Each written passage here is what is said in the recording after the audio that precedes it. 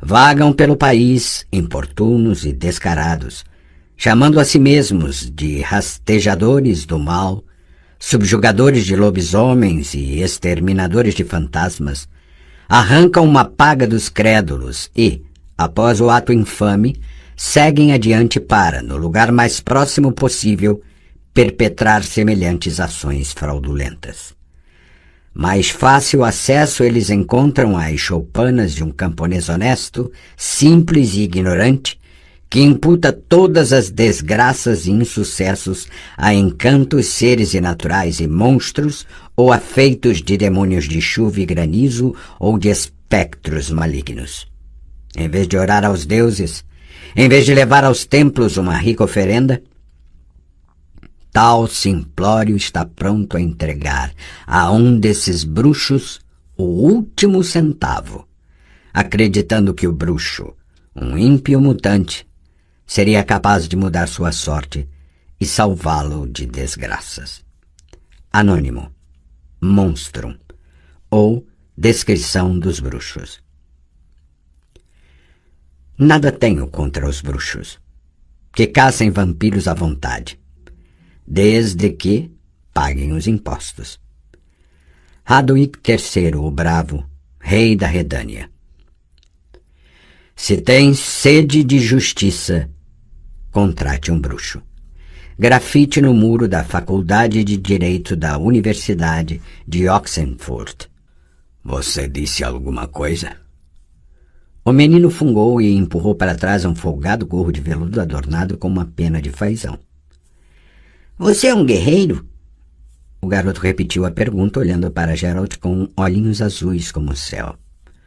Não, respondeu o bruxo, espantado com o fato de ter se dado ao trabalho de dar uma resposta. Não sou. Mas você tem uma espada. Meu pai é um guerreiro do rei Foltest e também tem uma espada, maior que a sua. Geralt apoiou os cotovelos no parapeito e cuspiu na água que se agitava na polpa da barcaça. E você a usa presa às costas? O pirralho não parecia muito disposto a desistir. Seu gorro voltou a escorregar sobre os olhos. O quê? A espada. Às costas. Por que você carrega sua espada às costas? Porque alguém roubou meu remo. O fedelho abriu a boca de espanto, deixando à mostra grandes espaços vazios ocasionados pelos dentes de leite.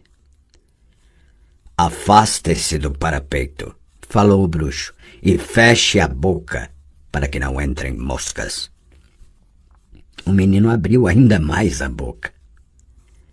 Ora, vejam só, apesar de grisalho é estúpido, rosnou a mãe do garoto, uma fidalga ricamente vestida, puxando o filho pela gola de pele de castor do casaquinho. Venha já para cá, Everett. Quantas vezes preciso lhe dizer para não ter familiaridades com a plebe? Geralt suspirou, olhando para os contornos das ilhas e moitas que emergiam da neblina matinal. A barcaça deslizava desengonçada e com a velocidade típica dela de uma tartaruga, ditada pela correnteza do delta. Os passageiros camponeses e negociantes, na maioria, dormitavam sobre suas bagagens. O bruxo desenrolou mais uma vez o pergaminho, retornando à carta de Ciri.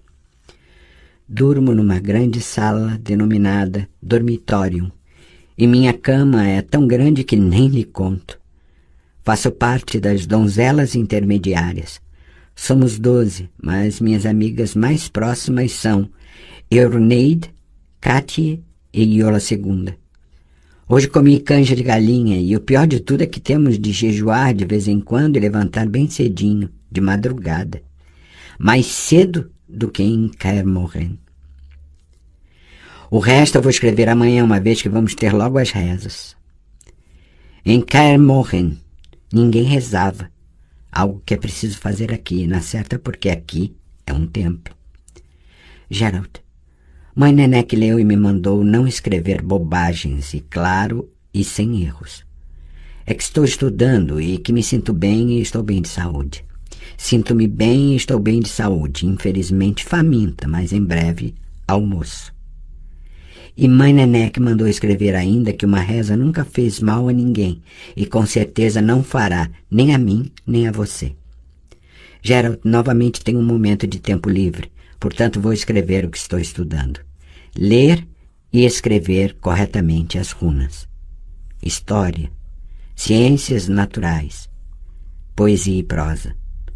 É muito bonito expressar-se na língua comum e na língua antiga. Sou muito melhor na língua antiga e sei também escrever runas antigas. Vou lhe escrever alguma coisa e você poderá ver por si mesmo. Elaine Blath Fenawed.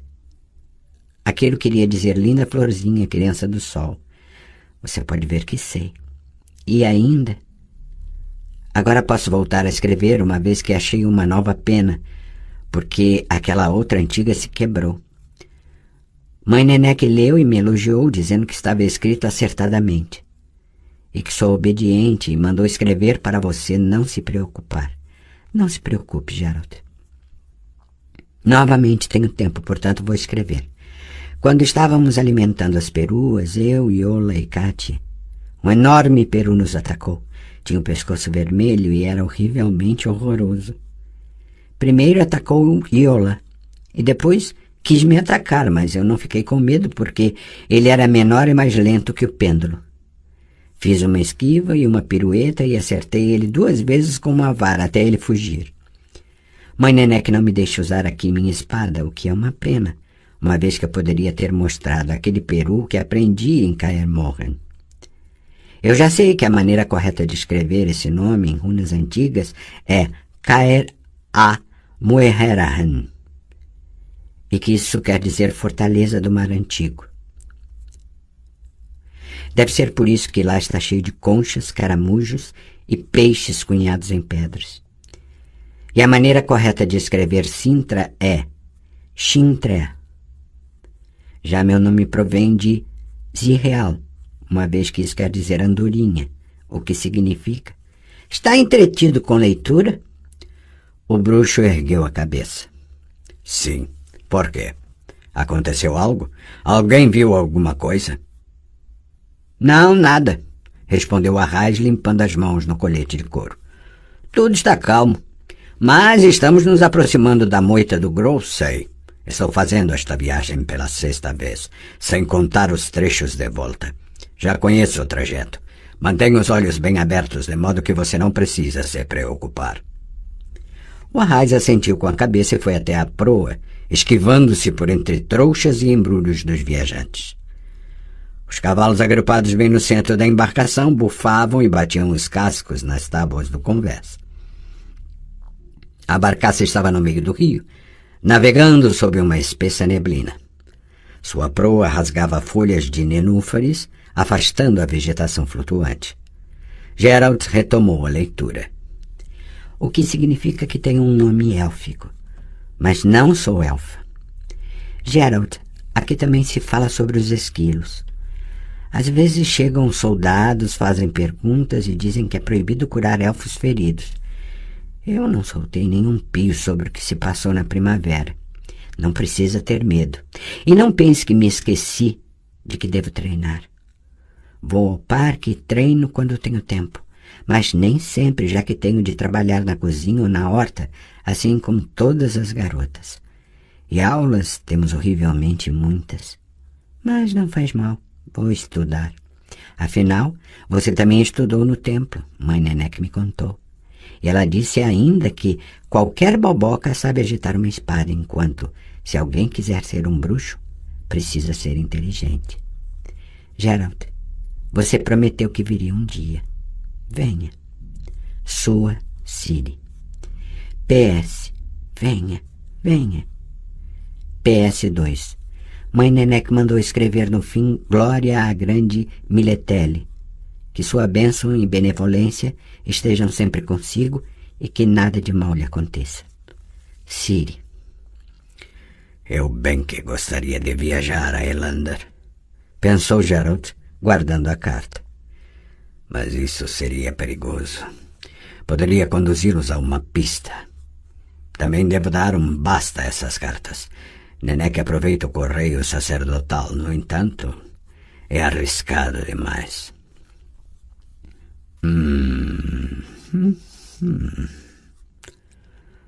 De que você está reclamando agora, Pluskolek? Já passamos pela moita do Grow. E graças aos deuses sem nenhum incidente, suspirou Arraes. Pelo jeito, Sr. Geralt, teremos mais uma viagem sem problemas. Falta pouco para a névoa se dissipar e quando o sol aparecer não precisaremos mais ter medo. O monstro não aparecerá à luz do sol. Isso não me preocupa de maneira alguma. Imagino, sorriu Pluskolek, sarcástico. A companhia lhe paga pela viagem. Independentemente de algo ocorrer ou não, o dinheiro pinga em seu bolso, não é verdade?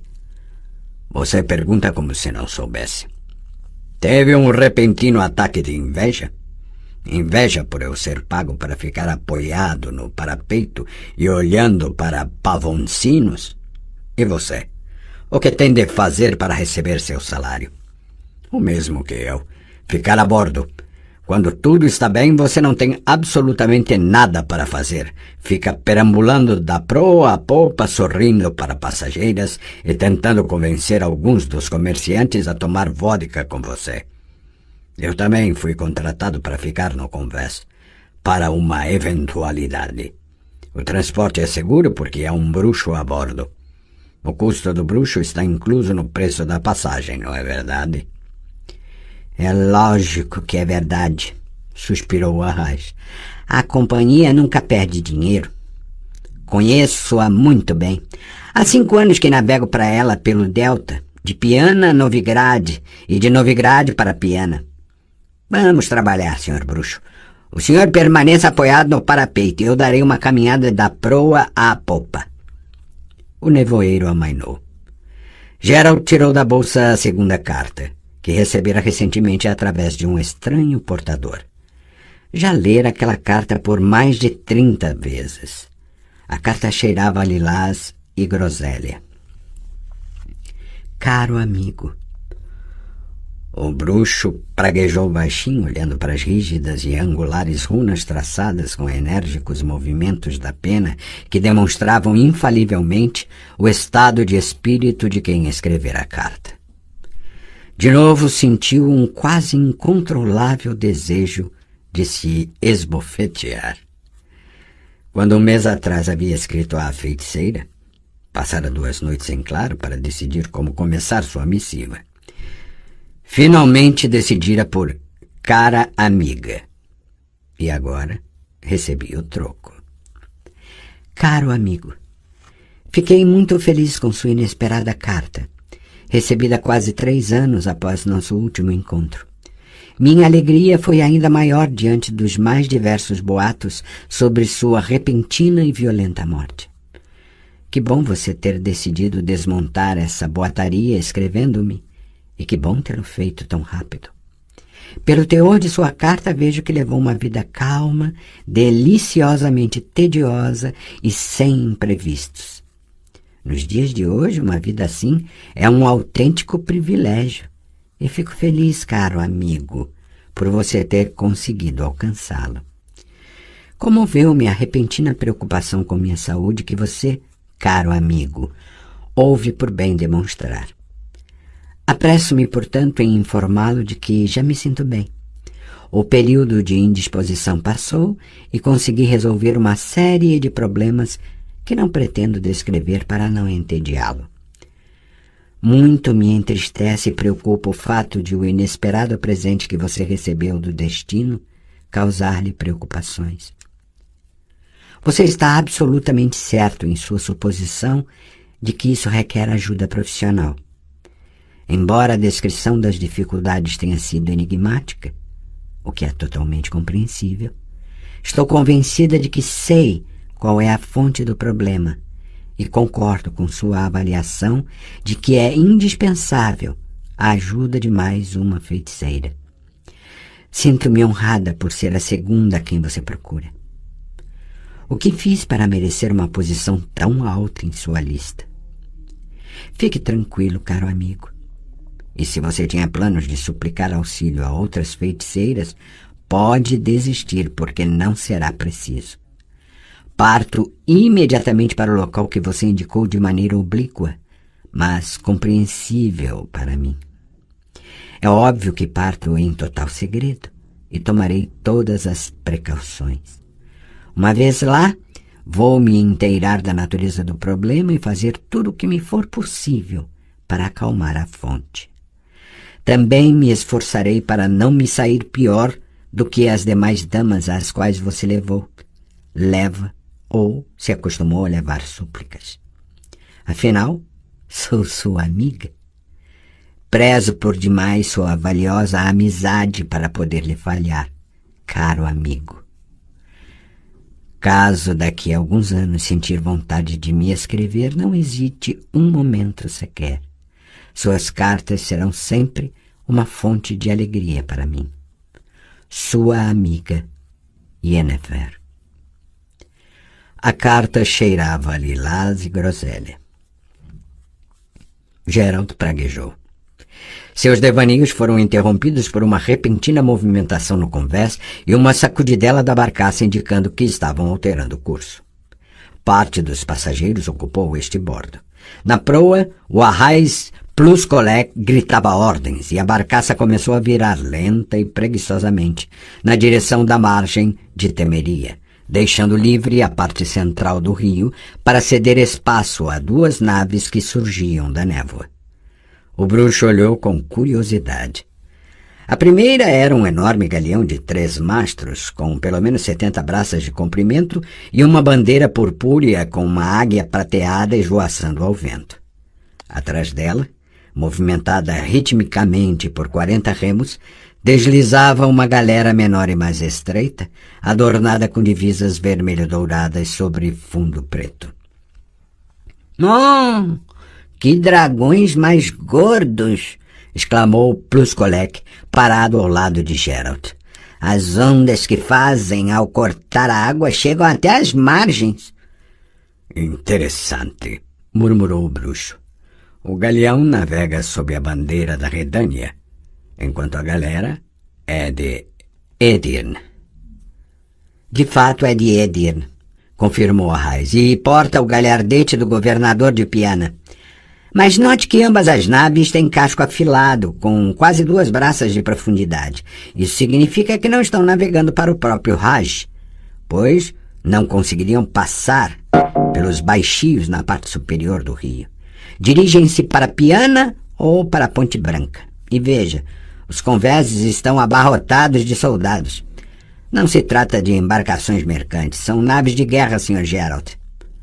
"No galeão viaja alguém importante. Montaram uma tenda no convés."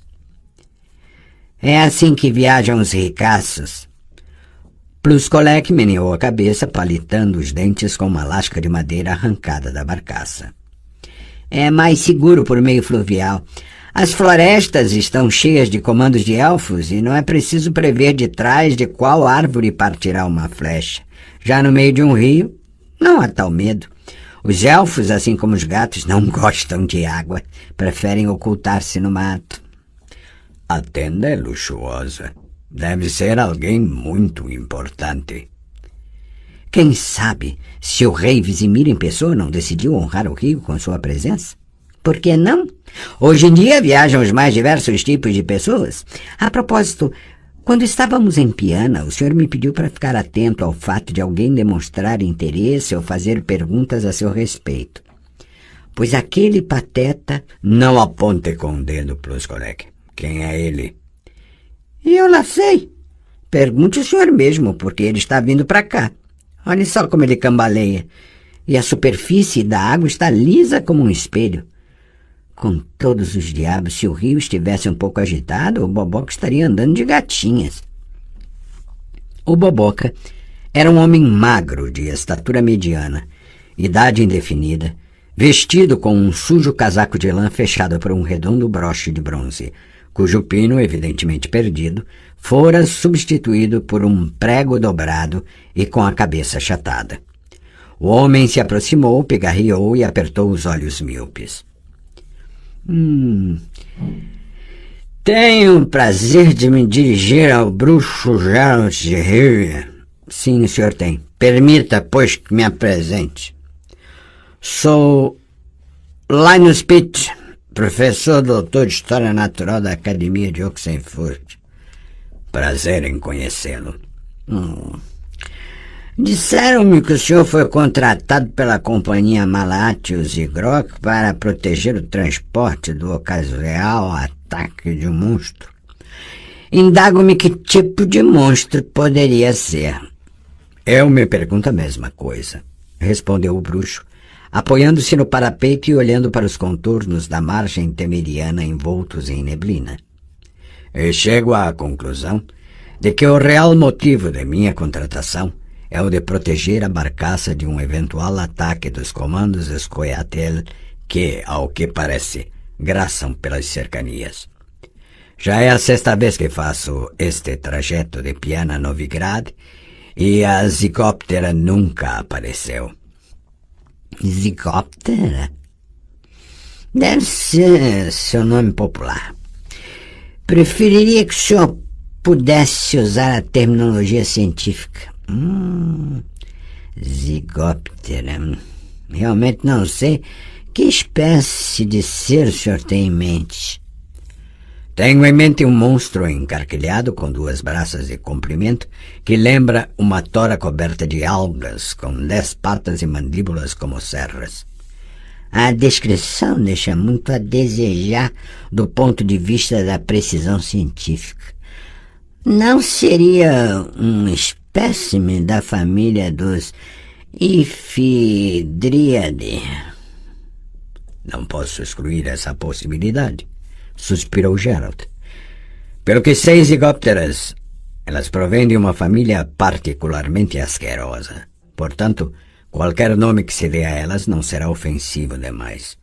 A questão, senhor professor, é que aparentemente algum membro dessa tão horrível família atacou uma das barcaças da companhia há 2 semanas aqui no Delta, não longe do lugar em que estamos neste preciso momento. Quem fez tal afirmação? Riu estridentemente Linus Pitt. É ignorante ou mentiroso. Nada parecido poderia ter ocorrido.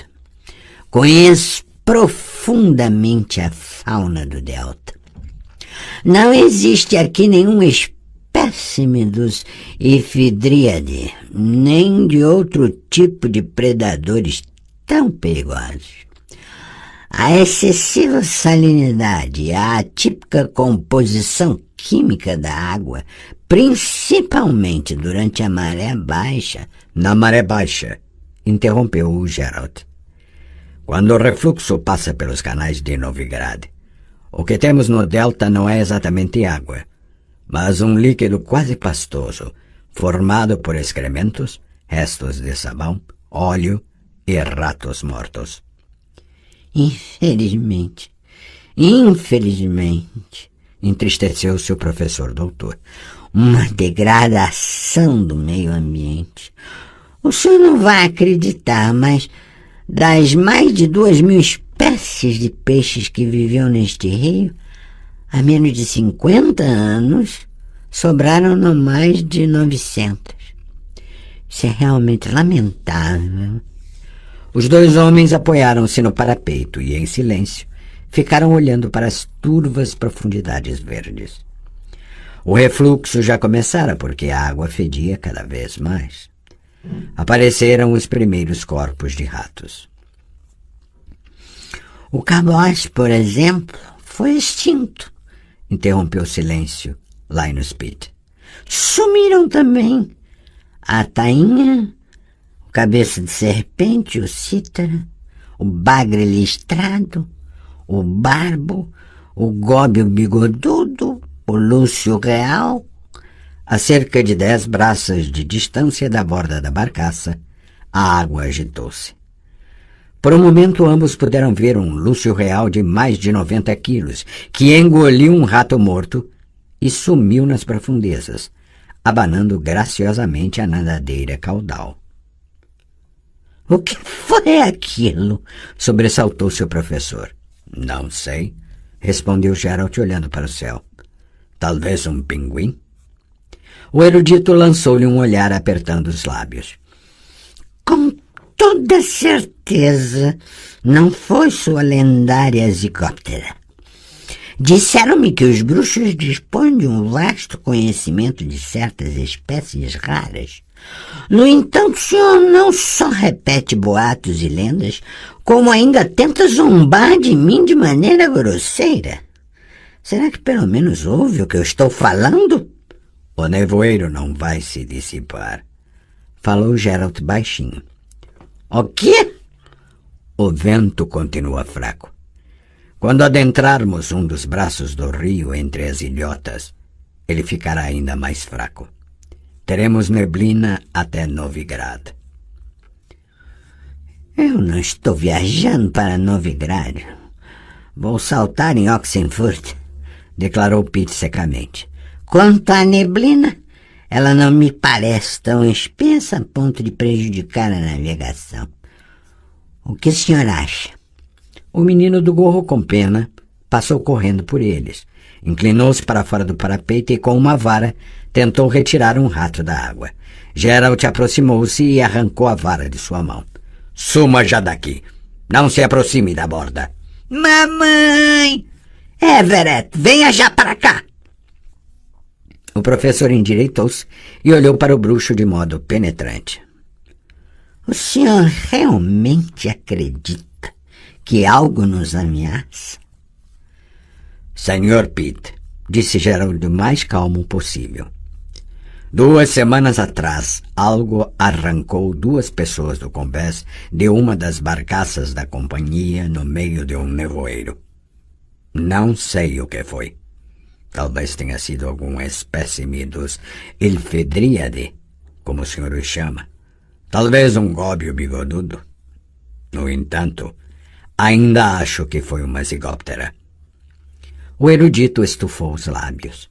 Qualquer suposição, declarou, deve estar apoiada em sólidas bases científicas e não em rumores e especulações. Já lhe expliquei que os Ifidríade, que o senhor tem me chamar de zigópteras, não podem viver nas águas do delta. Eles foram exterminados há mais de meio século, graças, diga-se de passagem, à atuação de tipos como o senhor, prontos para matar de imediato tudo que tem aparência desagradável, sem refletir, sem pesquisar, sem levar em consideração o nicho ecológico. Por um instante, Geralt teve o sincero desejo de dizer ao professor doutor onde ele podia enfiar as zigópteras e seu nicho, mas pensou melhor. Senhor professor, falou calmamente, uma das pessoas arrancadas do convés foi uma mulher grávida, que quis aliviar a dor dos pés inchados, mergulhando-os na água. Teoricamente, aquela criança poderia vir a ser um dia o reitor de sua universidade. O que o senhor tem a dizer dessa maneira de encarar a ecologia? É uma forma anticientífica, emocional e subjetiva. A natureza é regida pelas próprias regras e, embora possam ser cruéis e impiedosas, não cabe a nós corrigi-las. É uma luta pela sobrevivência. O professor inclinou-se sobre o parapeito e cuspiu na água. E o extermínio de espécies, mesmo predadoras, não pode ser justificado de modo algum. O que me diz? Eu lhe digo que é perigoso inclinar-se tanto sobre o parapeito. Pode haver uma zigóptera por perto. Quer sentir na própria pele como ela luta pela sobrevivência? Linus Pitt largou rapidamente o parapeito e deu um passo para trás. Logo, porém, recuperou a compostura e voltou a estufar os lábios. Com certeza o senhor sabe muito sobre as fantásticas zigópteras, senhor bruxo. Inegavelmente muito menos que o senhor. Por que então não aproveitamos a oportunidade? Ilumine-me, senhor professor. Revele-me um pouco de seu conhecimento de predadores aquáticos. Escutarei de bom grado e a viagem ficará menos tediosa. O senhor está zombando de mim? De modo algum. Eu realmente gostaria de preencher as lacunas de minha educação. Bem, se o senhor está sendo sincero, por que não? Portanto, preste atenção. A família Ifidríade, que pertence à ordem Anfípoda, engloba 4 espécies conhecidas pela ciência. 2 delas vivem apenas em águas tropicais. Já em nosso clima podem ser encontradas, embora raras vezes, a pequena Ifidra longicaula e a Ifidra marginata, bem maior. O meio na qual vivem é o de águas paradas ou que se deslocam muito lentamente. Elas são, sem dúvida, espécies predadoras, com clara preferência por presas de sangue quente. O senhor tem algo a acrescentar? Por enquanto, não. Escuto com a respiração presa. Sim. É possível encontrar nos livros menções a uma subespécie denominada Pseudo-Ifidra, que vive nas águas pantanosas de Angren. No entanto, há pouco tempo o Dr. Bumbler, de Aldersberg, provou que se tratava de uma espécie muito distinta da família Mordidae, a qual se alimenta exclusivamente de peixes e pequenos répteis. Recebeu o nome de Ichthyovorax blumbleri. O monstro tem sorte, sorriu o bruxo. Já recebeu 3 nomes distintos. O que o senhor quer dizer com isso?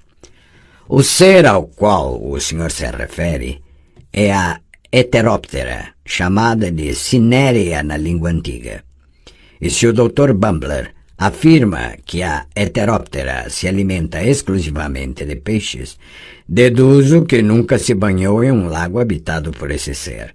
Mas em um ponto ele está certo. A única coisa que a Zygoptera tem em comum com a Cinerea é a mesma que eu tenho com uma raposa. Ambos gostamos de comer patos. Cinerea? Impertigou-se o professor. Cinerea é um ser mítico. Tenho de admitir que eu fiquei desapontado com a sua falta de conhecimento. Na verdade, eu estou chocado com... Sei, interrompeu o Gerald. Perco muito de meu charme quando as pessoas passam a me conhecer melhor. Apesar disso, vou me permitir fazer algumas correções adicionais às suas teorias, Sr. Pitt. Saiba que as zigópteras sempre viveram no Delta e continuam vivendo. É verdade que houve uma época em que se acreditou que elas haviam desaparecido, porque se alimentavam daquelas pequenas focas. Toninhas anãs fluviais, corrigiu o mestre. Não seja ignorante. Não confunda focas com... Alimentavam-se de toninhas anãs, e estas foram exterminadas porque pareciam focas. Delas se aproveitavam a pele e a gordura. Mais tarde foram cavados canais e comportas rio acima. A correnteza ficou mais lenta, e as zigópteras sofreram mutação. Adaptaram-se. Como? Os humanos alteraram sua cadeia alimentar. Começaram a fornecer a elas seres de sangue quente no lugar das toninhas. Para isso, transportavam pelo delta ovelhas, gado bovino, suínos. Em pouco tempo, as zigópteras se deram conta de que qualquer embarcação, fosse ela um navio, um bote ou uma barcaça, era um enorme prato de comida. E quanto à mutação? O senhor não falou de mutação? Aparentemente, esse esterco líquido, falou Gerald, apontando para a água verde, convém a zigóptera. Ele reforça seu crescimento. Uma coisa maldita adquiriu tal tamanho que sem o menor esforço consegue arrancar uma vaca do convés. Arrancar um homem, portanto, é brincadeira para ela, principalmente do convés de uma das barcaças que a companhia aproveita para transportar passageiros. O senhor mesmo pode ver quão baixo a nossa navega sobre a água.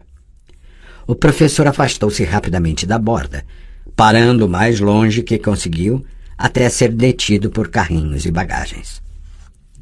Houve um chape, bufou, olhando atentamente para a neblina no meio das ilhotas. Senhor bruxo, houve calma. Além do chape, é possível ouvir rangidos de remos nas forquetas. São os guardas da alfândega da margem redânea. O senhor vai vê-los daqui a pouco. Eles subirão a bordo e causarão um rebuliço maior do que fariam 3 ou 4 zigópteras.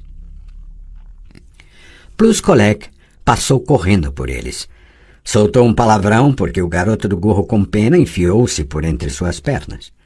Os passageiros e negociantes reviravam nervosamente seus pertences, esforçando-se para ocultar tudo o que estavam contrabandeando. Momentos depois, um grande barco bateu de leve no casco da barcaça e 4 indivíduos furiosos e barulhentos saltaram sobre o convés. Cercaram o arraiz gritando ameaças na tentativa de fazer com que suas pessoas e funções parecessem importantes e se atiraram avidamente sobre as bagagens dos viajantes. Eles estão fazendo a inspeção antes mesmo de desembarcarmos, queixou-se Pluscolec, aproximando-se do bruxo e do professor. Isso não é ilegal? Afinal, ainda não estamos em território redâneo. A Redânia fica na margem direita, meia milha daqui. Não, contestou o professor. A fronteira entre a Redânia e Temeria passa pelo centro do Pontar. E como se pode medir a merda dessa corrente? Estamos no delta. As moitas, bancos de areia e ilhotas vivem mudando de posição e o canal navegável é diferente a cada dia. Castigo divino. É você, seu fedelho, deixe em paz esse croque ou vou deixar sua bunda roxa de tanta porrada. Prezada senhora, tome conta de seu filho. Castigo divino. Everett, largue isso, senão vai se sujar. O que há neste baú? Gritavam os aduaneiros. Desfaçam este embrulho. De quem é este carrinho? Vocês estão levando dinheiro em espécie? Temeriano ou redâneo? Eis um exemplo da guerra alfandegária, comentou Linus Pitt, fazendo uma careta de sabichão. Gizimir forçou Novigrad a introduzir o jus stapole.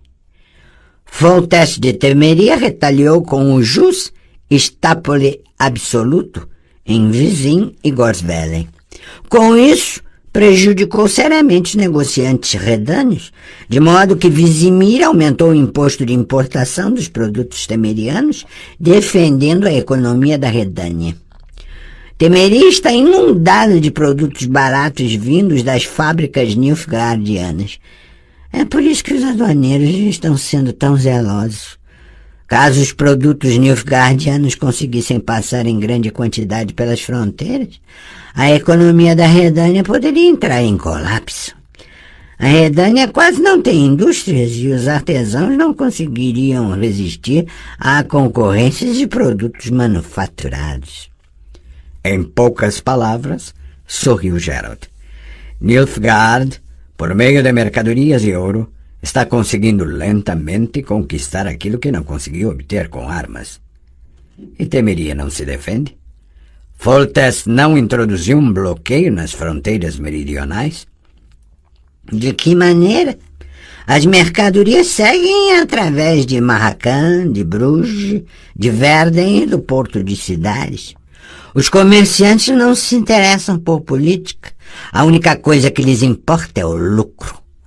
Se o rei Foltest bloqueasse as fronteiras, a guilda dos negociantes ergueria um tremendo clamor.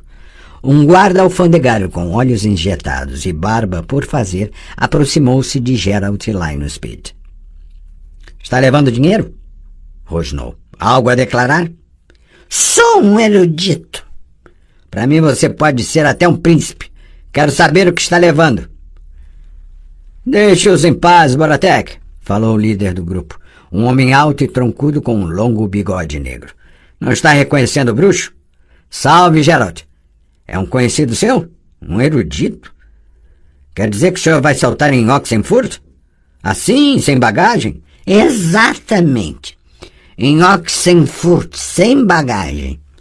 O líder dos aduaneiros tirou da manga um lenço e enxugou a testa, o bigode e o pescoço. E como vão as coisas, Geralt? Indagou. O monstro não apareceu até agora? Não. E quanto a você, Olsen? Viu alguma coisa? Não tenho tempo para ficar olhando em volta, não. Eu trabalho. Meu pai, anunciou Everett, que se aproximara sem ser percebido. É um guerreiro do rei Foltest e tem um bigode mais comprido do que o seu. Suma daqui, seu pirralho, disse-lhe Olsen, soltando depois um profundo suspiro. Será que você não tem um pouco de vodka, Geralt? Não. Mas eu tenho. Surpreendeu a todos o sábio da academia, tirando do bolso do casaco um frasco achatado. E eu tenho um tira-gosto, gabou-se Pluskolek, aparecendo repentinamente. Lotas defumadas. E meu pai, soma daqui, seu fedelho! Os 4 homens sentaram-se num rolo de cordas, à sombra de uma das carroças, paradas no centro do convés, e começaram a bebericar do frasco e a devorar lotas. Olsen precisou deixá-los por um instante, porque teve início uma grande discussão. Um negociante anão de Marracan queria pagar um imposto menor, tentando convencer os agentes alfandegários de que as peles que transportava não eram de raposadas, mas de gatos extraordinariamente grandes. Ao mesmo tempo, a mãe do intrometido e onipresente Everett negava-se a se submeter à inspeção, invocando a posição de seu marido e os privilégios dos fidalgos. A barcaça deslizava suavemente por uma larga passagem entre ilhotas cobertas de vegetação, arrastando coladas ao casco longas tranças de nenúfares e alismatáceas. Zangões uniam ameaçadoramente no meio dos juncos, e de vez em quando ouviam-se sibilos de tartarugas. Garças, paradas sobre uma perna, olhavam para a água com calma estoica, sabendo que não precisavam ter pressa. Mais cedo ou mais tarde, os peixes acabariam aproximando-se da margem. Então, Sr. Geralt, falou Pluskolek, lambendo a pele de uma lota. Mais uma viagem sem incidentes? Vou lhe dizer o que eu acho. Esse monstro não é bobo, ele sabe que o senhor está atento. Em nosso vilarejo havia um riacho e nele vivia uma lontra que costumava sair de lá para pegar uma ou outra galinha. Mas era tão esperta que nunca aparecia quando meu pai, eu ou um de meus irmãos estávamos em casa. Agia apenas quando o vovô se encontrava sozinho. E ele, veja só, já não estava bem da cabeça, além de não poder mais andar. A tal lontra, filha de uma cadela, parecia saber disso. Aí meu pai... 10% ad valorem! Gritou o negociante anão, agitando no ar uma pele de raposa. É isso que é devido, e não darei nem uma moeda de cobre a mais. Então vão confiscar a carga toda, rugiu Olsen furioso. E eu denunciarei aos guardas de Novigrad, de modo que você vai parar na cadeia com esse seu ad valorem. Boratek, cobre o que é devido até o último centavo. Quanto a vocês 3, deixaram algo para mim ou beberam tudo? Sente-se, Olsen, disse Geralt, deixando um espaço livre no rolo de cordas. Vejo que seu trabalho é muito estressante. É verdade. Eu já estou farto desse negócio, suspirou o aduaneiro, dando um gole de bebida e enxugando o bigode. Vou largar tudo e retornar a Edirne. Sou um Vengerbergiano nato que foi atrás da irmã e do cunhado para a Redânia, mas agora estou voltando. Pretendo me alistar. Dizem que o rei Demawend está convocando homens para formar tropas especiais. Meio ano de treino num acampamento e depois você começa a receber um soldado 3 vezes superior ao que se ganha aqui, mesmo considerando os subornos. Estas lotas estão salgadas demais, hein? Já ouvi falar dessas tropas especiais, confirmou Pluskolek. Elas estão sendo preparadas para enfrentar os esquilos porque as tropas regulares não conseguem dar conta dos elfos. Pelo que me disseram, na hora da escolha dos candidatos é dada preferência a meio-elfos. Quanto ao acampamento no qual aprendem a lutar, parece ser o próprio inferno. No fim do treinamento, metade sai para receber soldo e metade vai direto para o cemitério. E é assim que deve ser, falou Olsen. Unidades especiais, Arraes, não são de brincadeira. Não se trata de meros portadores de escudo de merda aos quais é preciso mostrar qual dos lados da lança é pontudo. Tropas especiais devem saber lutar. E como? E você é um guerreiro tão feroz, Olsen? Não tem medo de os esquilos encherem seu rabo com flechas? Grande coisa. Eu também sei disparar um arco. Para quem lutou contra Nilfgaardianos, os elfos não metem medo. Dizem, comentou Pruskolek, que quando alguém cai vivo nas mãos desses tais Escoitael, teria sido melhor não ter nascido. São mestres torturadores. Ei, por que não cala a boca, Raiz? Está tagareando como uma mulher na feira. Guerra é guerra. Às vezes você acerta um chute no traseiro do inimigo, às vezes ele acerta no seu. Pode ter certeza de que os nossos não acariciam os prisioneiros elfos. A tática do terror, interveio Linus Pitt, atirando por cima do parapeito a cabeça e a espinha de uma lota. Violência gera violência. O ódio cresceu nos corações e envenenou o sangue fraterno. O quê? Olsen fez uma careta. Fale língua de gente. Chegaram tempos difíceis. Isso lá é verdade, concordou Bruskolek. Está na cara que haverá uma grande guerra. O céu vive coberto de corvos. Parece que já sentem o cheiro de cadáveres. E a profetisa Itilin pressagiou o fim do mundo. Virá a luz branca seguida do frio branco. Ou o contrário, eu esqueci a sequência. E o povo anda dizendo que foram vistos claros sinais no céu. É melhor você ficar olhando para o canal de passagem em vez do céu, senão acabaremos encalhando num banco de areia. Ah, estamos na altura de Oxenfurt. Olhem só, já se pode ver a barrica. Isso, meus senhores, é uma estação de tratamento de esgotos experimental, gabou-se o professor doutor, recusando sua vez de dar um trago de vodka. É um grande avanço da ciência, uma grande conquista da academia. Nós remontamos o antigo aqueduto dos elfos, as calhas e o decantador. Já estamos neutralizando os dejetos de toda a universidade, da cidadezinha e dos vilarejos e das fazendas das redondezas. Aquilo que os senhores chamam de barrica é exatamente o tanque de decantação. Um inegável sucesso de nossa ciência. Abaixem a cabeça, alertou Olsen, encolhendo-se debaixo da borda. Ano passado, quando isso explodiu, voou merda até a moita do Grow. A barcaça navegou por entre as ilhas, e a atarracada torre do decantador e o aqueduto sumiram na neblina. Todos respiraram aliviados. Você não vai direto pelo braço de Oxenfurt? Indagou Olsen a Pruskolek. Primeiro eu vou parar na Baía das Bétulas para pegar uns negociantes de peixes e outros comerciantes do lado temeriano. O aduaneiro coçou o pescoço. Na Baía das Bétulas...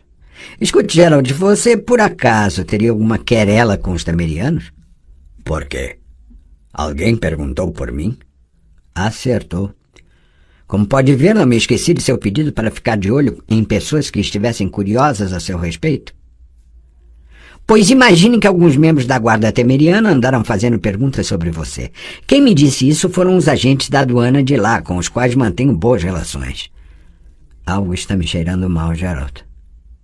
Será água? Assustou-se Linus Pitt, olhando com temor para o aqueduto e o inegável sucesso da ciência. Ou esse fedelho? Perguntou Bruskolek, apontando para Everett, que continuava rondando por perto.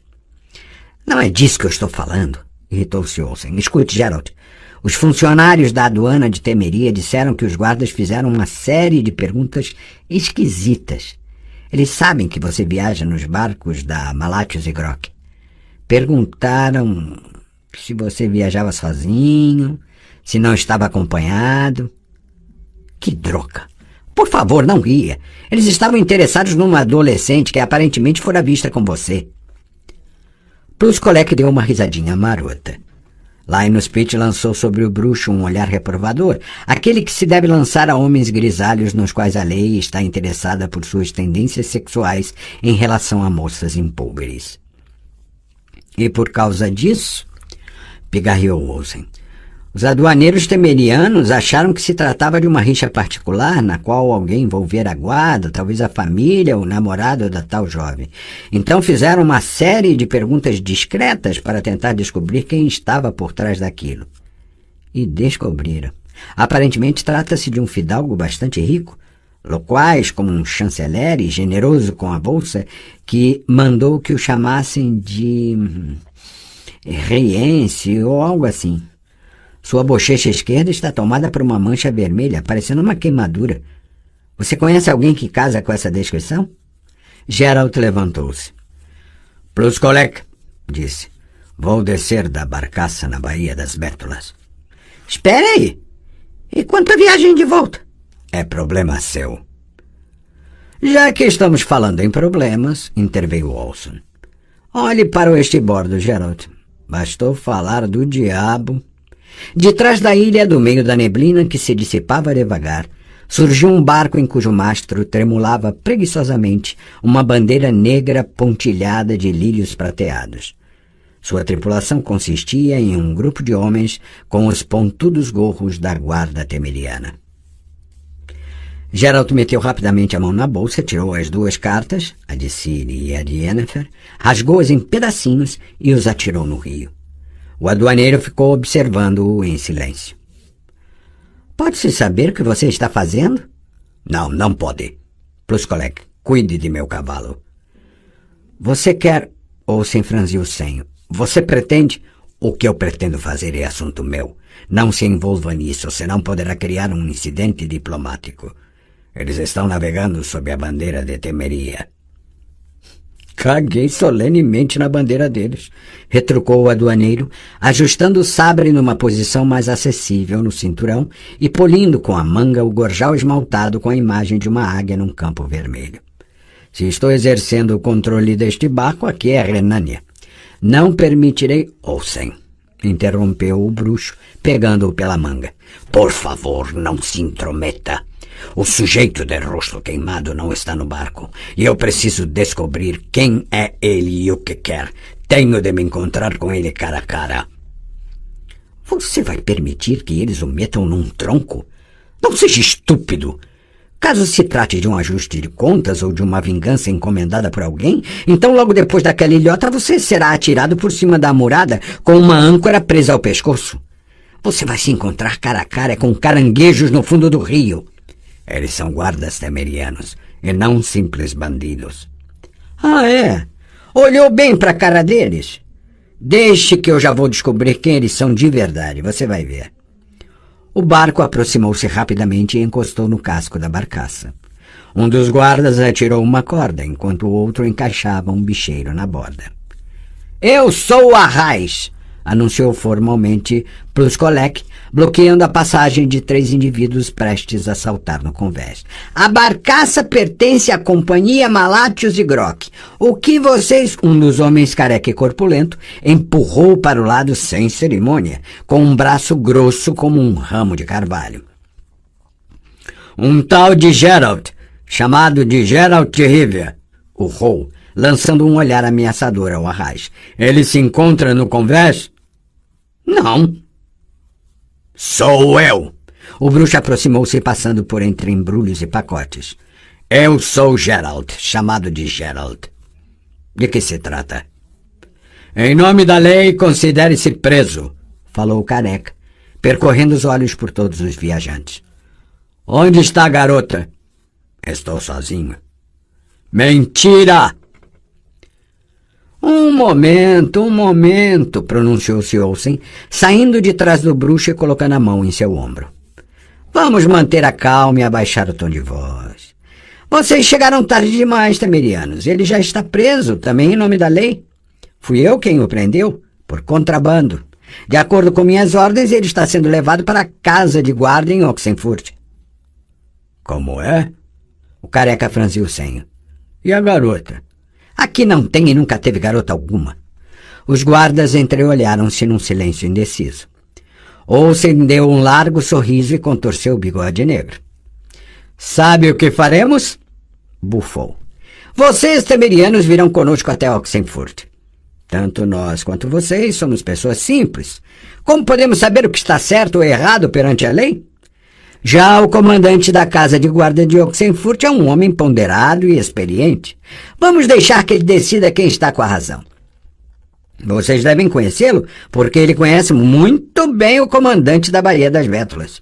Aí vocês vão lhe expor seu caso e mostrar o mandado com os selos, porque vocês têm um mandado com todos os selos como regem as normas, não é?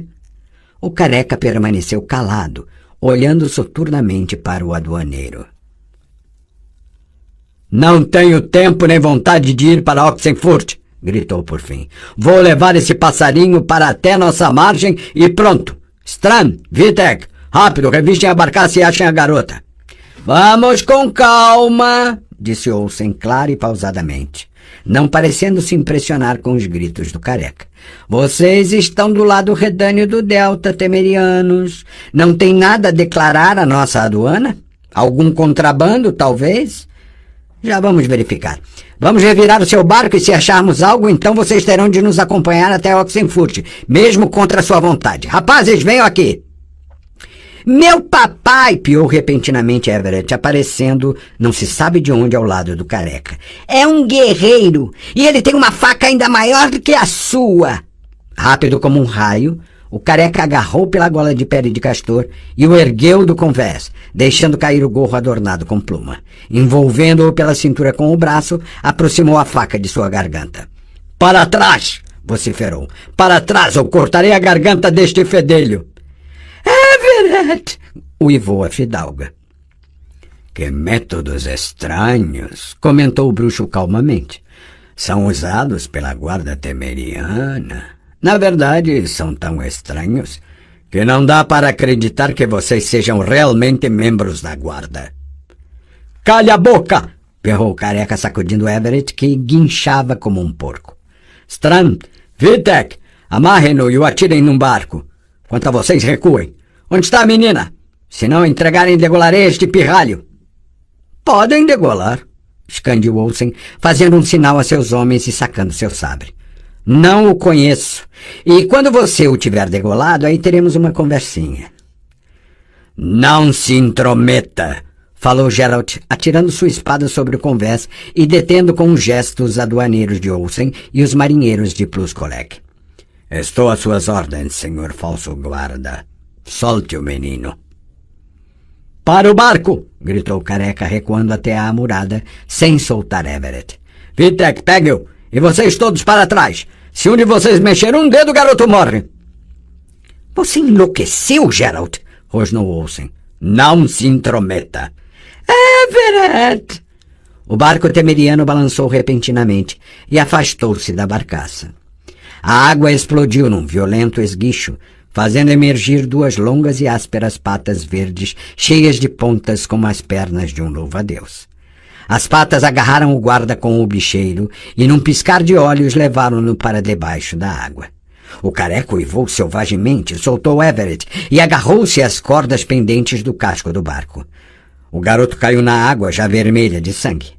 Todos, tanto os do barco quanto os da barcaça, começaram a gritar como loucos. Geralt livrou-se dos dois guardas que tentavam amarrá-lo. Acertou o primeiro com um golpe no queixo, atirando-o na água por cima da amurada. O segundo, prestes a atacá-lo com um gancho de ferro, dobrou-se e desabou no convés com o sabre de Olsen enfiado até o cabo no meio de suas costelas. O bruxo saltou sobre a borda. Antes de a água fechar-se sobre sua cabeça, pôde ouvir o grito de Linus Pitt, professor de História Natural da Academia de Oxenfurt. O que é isso? Qual espécie? Não existem animais assim!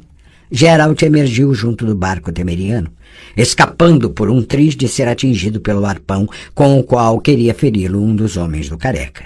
O guarda não teve condições de tentar mais uma vez, caindo na água com uma flecha cravada na garganta. Gerald, pegando o arpão que o guarda deixara cair, afastou-se do barco, empurrando-o com os pés e mergulhou no turbilhão, desferindo um golpe em algo que esperava que não fosse Everett. Não é possível! Ouviu-se os gritos do professor doutor. Um animal assim não pode existir! Pelo menos não deveria existir! Não posso deixar de concordar com isso, pensou Gerald, atacando com um arpão a dura couraça coberta de aguçadas pontas da zigóptera. O ensanguentado cadáver do guarda temeriano se removia, inanimado entre as recurvadas mandíbulas do monstro. A zigóptera agitou violentamente a cauda e mergulhou, deixando nuvens de lodo atrás de si. Gerald ouviu um grito agudo. Everett, agitando-se na água como um cachorrinho, conseguiu agarrar as pernas do Careca, que tentava subir no barco, escalando as cordas pendentes da borda. As cordas se soltaram e ambos sumiram debaixo da superfície. Gerald mergulhou na direção deles. O fato de ter tocado de imediato na gola de pele de castor foi pura sorte. Tirou Everett do emaranhado de plantas aquáticas e, nadando de costas, levou-o até a barcaça. Aqui, Sr. Gerald, aqui! Ouvia gritos sobrepondo-se uns aos outros. Passe-o para cá! Acorda! Pegue a corda! Que merda! Acorda! Com o bicheiro! Com o bicheiro! Meu filhinho! Arrancaram o menino de suas mãos e o ergueram até o convés. No mesmo instante, alguém agarrou o pé do bruxo, golpeou-o na nuca, subiu em suas costas e empurrou para debaixo da água. Gerald soltou o arpão, virou-se, puxou o atacante pelo cinto e com a outra mão tentou agarrar seus cabelos. A tentativa foi vã. Era o Careca. Ambos emergiram ao mesmo tempo, mas só por um momento. O barco temeriano já se afastara da barcaça. O bruxo e o guarda, unidos num abraço, estavam no vão entre as duas embarcações. O Careca agarrou Gerald pela garganta e este enfiou o dedão em seu olho. O guarda deu um berro, soltou o bruxo e nadou para mais longe. Gerald não conseguiu segui-lo. Algo o segurava pelo pé e o puxava para as profundezas. A seu lado, parecendo uma rolha, emergiu na superfície a metade de um corpo humano. Gerald já sabia o que o segurava. Não precisava da informação gritada por Linus Pitt do convés da barcaça. É um artrópode da ordem anfípoda, da classe dos megamandibulares. Gerald agitou violentamente os braços, tentando arrancar o pé das garras da zigóptera, que o puxavam na direção das mandíbulas, as quais se abriam e fechavam ritmicamente. O professor doutor estava certo mais uma vez. As mandíbulas não eram pequenas. Pegue a corda! Urrava Olsen. Pegue a corda!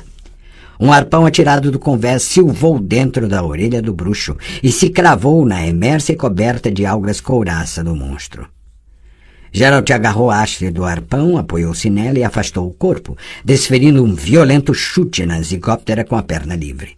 Conseguiu desvencilhar-se das patas pontiagudas, deixando nelas a bota, parte das calças e um bom pedaço de pele. No ar sibilaram mais e mais arpões, a maioria deles errando o alvo. A zigóptera recolheu as patas, agitou a cauda e, com grande graça, mergulhou para as esverdeadas profundezas. Gerald agarrou a corda que caíra perto de seu rosto. Um bicheiro enganchou-se em seu cinturão, ferindo-lhe o quadril. Sentiu um puxão, foi erguido e, agarrado por diversas mãos, rolado por cima da murada até desabar sobre o convés, salpicando-o com água, lodo, limo e sangue. À sua volta, atropelavam-se os passageiros, os tripulantes e os aduaneiros. O anão das peles de raposa e Olsen disparavam flechas, inclinados sobre o parapeito. Everett, molhado e coberto de plantas aquáticas, batia os dentes nos braços de sua mãe e soluçava, tentando explicar a todos que não queria ter feito o que fez. Sr. Gerald! Gritou Pluskolek perto do ouvido do bruxo. O senhor está vivo! Que merda! Gerald cuspiu algumas algas. Estou velho demais para esse tipo de coisa. Velho demais. A seu lado, o anão abaixou o arco e Olsen deu um grito de alegria. Uau! Diretamente na pança! Lindo disparo, senhor peleiro! Ei, Boratek! Devolva-lhe o dinheiro! Com uma flechada dessas, ele faz jus à liberação da taxa alfandegária. Parem! Balbuciou o bruxo, tentando inutilmente ficar de pé. Não matem todos com os diabos. Preciso de pelo menos um deles vivos. Deixamos um, garantiu-lhe Olsen. Aquele careca que quis se meter comigo. Os demais abatemos com flechadas. O careca está nadando ali, ó. Já vamos pescá-lo. Ei, vocês aí, tragam bicheiros! Uma descoberta! Uma descoberta monumental! Gritou Linus Pitt, dando pulinho junto da amurada. Uma espécie nova, totalmente desconhecida. O senhor nem pode imaginar quanto lhe sou grato, senhor bruxo. A partir de agora, essa espécie figurará nos livros de estudos como Geraltia maxiliosa Pitti. Senhor professor, gemeu Geralt, se o senhor quer realmente me mostrar sua gratidão, nomeie esse bicho de Everetia. Também um lindo nome, concordou o mestre. Mas que descoberta! Que espécime maravilhoso e único! Certamente o único vivo no Delta. Não, falou Pluskolek. Não o único. Olhem! O extenso tapete de nenúfares que se estendia até uma ilhota próxima tremeu e balançou violentamente. Todos viram uma onda, logo seguida por um enorme e comprido corpo parecido com um tronco de árvore apodrecido que, agitando rapidamente uma porção de tentáculos, abria e fechava possantes mandíbulas. O careca olhou para trás, soltou um grito de horror e, desesperado, pôs-se a nadar revolvendo a água com pernas e braços. Que espécime! Que espécime! Pitt anotava rapidamente, excitado ao extremo. Tentáculos prensores na cabeça, 4 pares de pedipalpos, forte parte superior da barbatana caudal, pinças afiadas. O careca voltou a olhar para trás e uivou ainda mais horrivelmente. A Everetia maxiliosa, Pitt, estendeu os tentáculos prensores da cabeça e agitou com força a barbatana caudal. O careca agitou-se na água num desesperado e inútil esforço para escapar. Que a água lhe seja leve, disse Olsen, mas sem tirar o gorro. Meu papai, falou Everett batendo os dentes, sabe nadar mais rápido do que aquele senhor. Tirem esse moleque daqui, rosnou o bruxo. O monstro abriu as pinças e bateu as mandíbulas.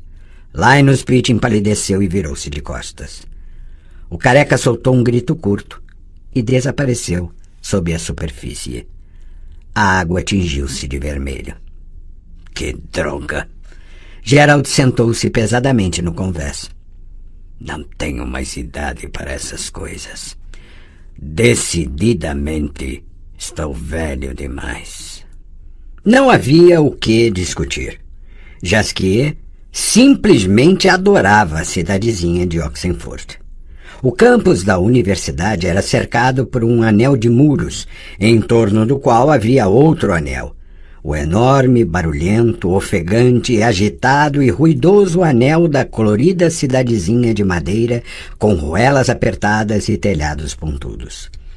Uma cidadezinha que vivia da academia, seus estudantes, professores, pesquisadores e convidados, que vivia de educação e conhecimento, de tudo aquilo que acompanha o processo do aprendizado, pois era das sobras e dos fragmentos da teoria que provinham a prática, os negócios e o lucro da pequena Oxenford.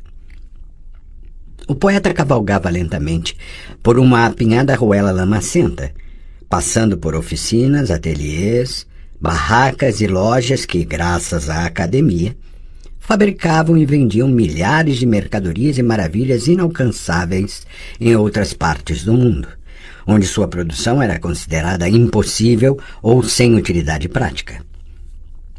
Passava por estalagens, albergues, quiosques, tendas e tabuleiros sobre tripés, dos quais emanavam deliciosos aromas de iguarias não existentes nos demais recantos do mundo, preparadas de formas ignoradas em outros lugares e temperadas com condimentos não conhecidos ou não usados por ninguém mais. Assim era Oxenfurt, a colorida, alegre e buliçosa cidadezinha de coisas milagrosas, na qual pessoas espertas e cheias de iniciativa sabiam transformar a seca e inútil teoria pescada aos poucos da universidade. Oxenfurt era também uma cidade de diversões, de festivais constantes, feriados permanentes e folguedos incessantes. Durante o dia, as ruelas ecoavam com o som de músicas, cantos e cálices e canecos batendo uns contra os outros, já que nada aumenta mais a sede do que o processo de absorção do conhecimento.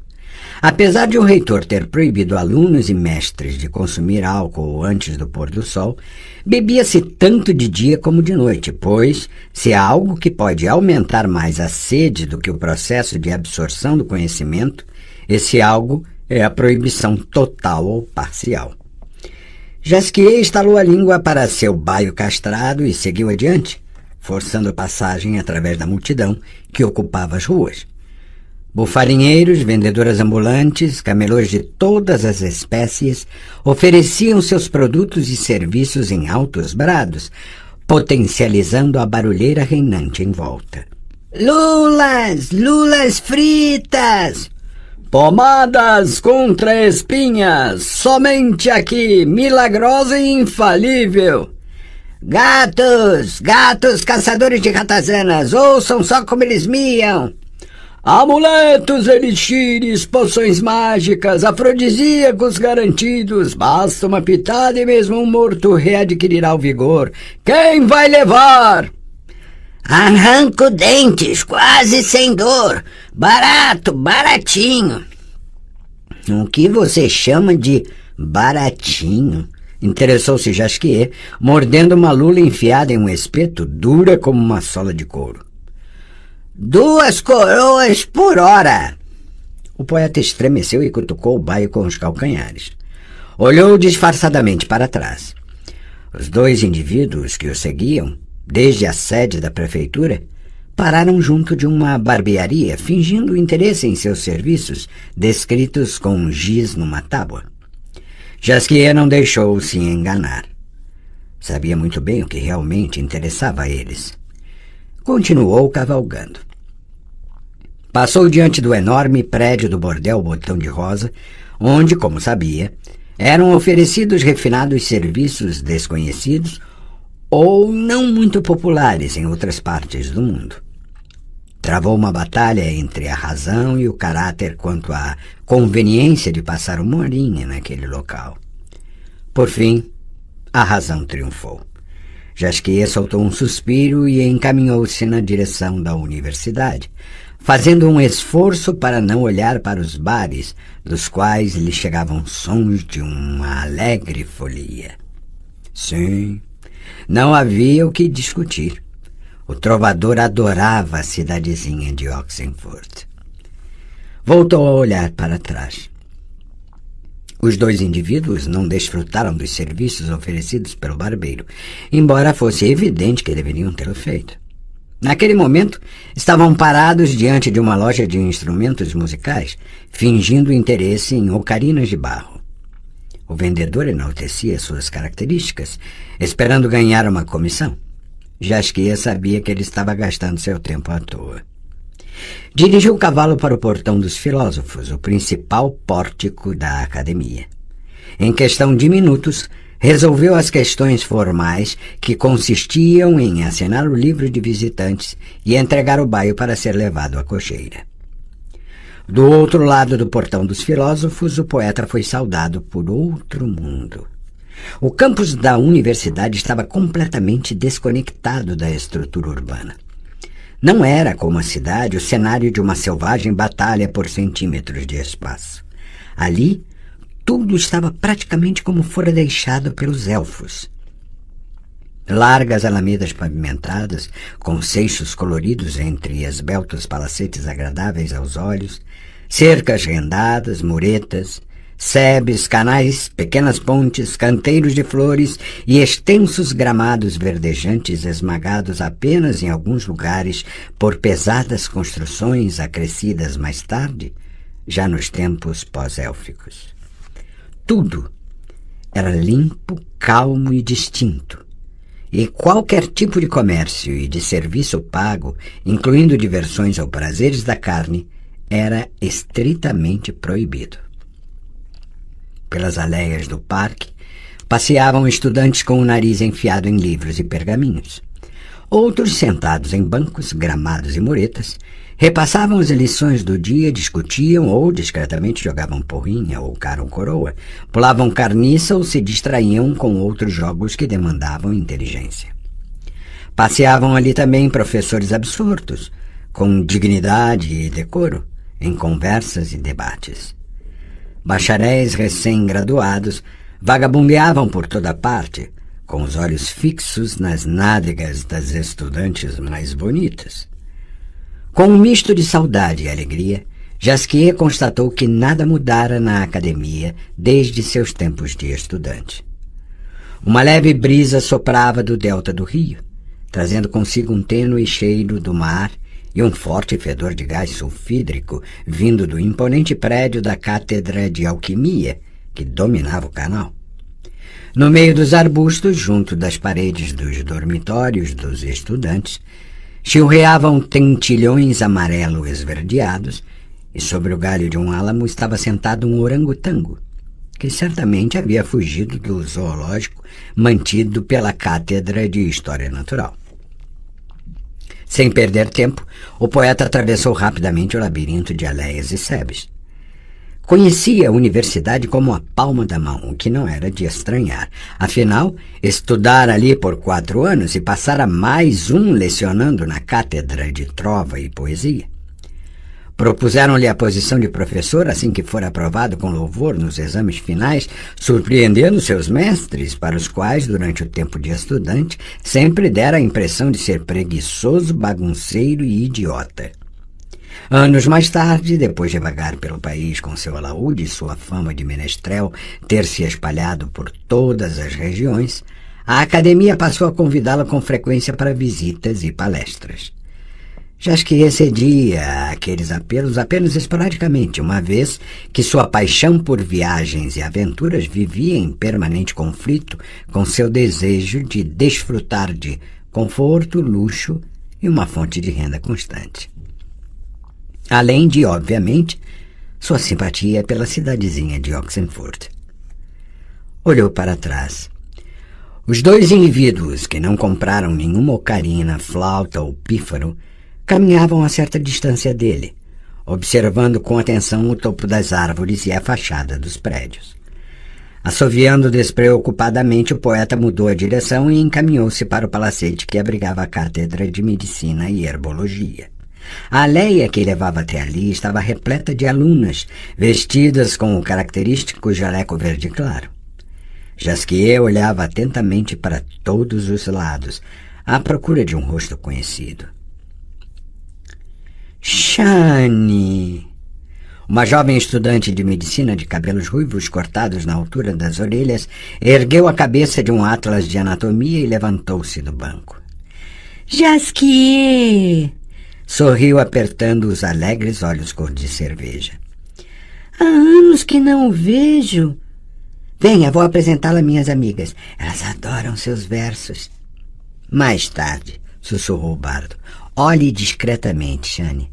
Está vendo aqueles 2? Tiras. A futura médica franziu o narizinho arrebitado, fazendo com que Jasquier ficasse mais uma vez impressionado com a facilidade com a qual os universitários sabiam reconhecer investigadores, espiões e delatores. A aversão nutrida por eles aos serviços secretos era proverbial, embora não de todo racional. A área da universidade era sagrada e os estudantes e professores intocáveis. Os agentes podiam ficar fuçando à vontade, mas não ousavam aborrecer nem importunar os acadêmicos. Estão me seguindo desde a praça do mercado, explicou Jasquier, abraçando a estudante de medicina como se lhe fizesse a corte. Você faria uma coisa para mim, Shani? Depende do quê? A jovem desvencilhou-se dele feito uma corça assustada. Se você se meteu em outra encrenca, imbecil... Não, acalmou-a o bardo. Apenas quero transmitir uma informação, mas eu não posso fazer isso pessoalmente por causa dessa merda que grudou na sola de meus sapatos. Quer que eu chame os rapazes? Basta eu soltar um grito e você não terá mais nenhum problema com esses tiras. Não faça isso. Quer provocar uma confusão? Mal acabaram os distúrbios por causa da discriminação dos inumanos nos bancos dos jardins e você já está ansiando por outros. Além disso, abomino qualquer tipo de violência. Darei um jeito naqueles tiras. Quanto a você...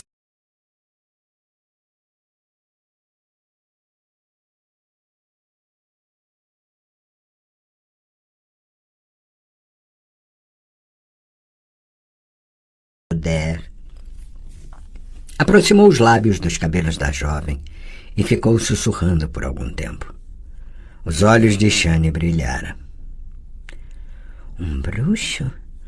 Um bruxo de verdade? Fale mais baixo, pelo amor dos deuses. Você fará isso, Shani? É lógico que sim, sorriu satisfeita a futura médica. Nem que seja pela curiosidade de ver de perto o famoso... Já lhe pedi para falar mais baixo. E lembre-se, nenhuma palavra sequer a quem quer que seja. Será um segredo profissional. Shani abriu um sorriso ainda mais lindo. Jasquier voltou a querer compor uma balada sobre jovens exatamente como ela. Não tão bonitas demais, mas belas. Daquelas com as quais se sonha à noite enquanto as classicamente lindas são esquecidas em 5 minutos. Obrigado, Shani. De nada, Jasquier. Até breve. Beijaram-se nas bochechas e partiram em direções opostas. Ela para a Cátedra de Medicina e Herbologia. Ele para o Parque dos Pensadores.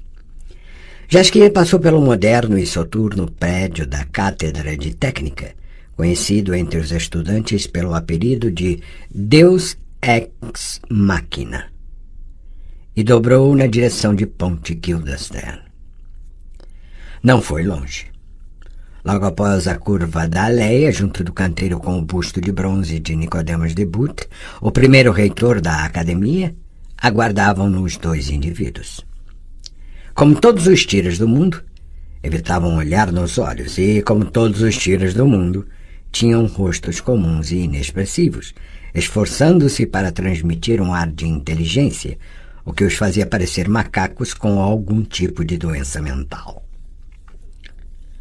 Saudações da parte de Dijkstra, falou um dos espiões. Vamos. Igualmente, respondeu o bardo irônico. Vão? Os espiões se entreolharam e, sem sair do lugar, fixaram os olhos num palavrão que alguém escrevera com carvão na base do busto do reitor. Jasquier suspirou. Foi o que pensei, disse ajeitando o alaúde no ombro. Quer dizer que serei inapelavelmente forçado a ir a algum lugar com os prezados senhores? Contra fatos não há argumentos. Portanto, vamos.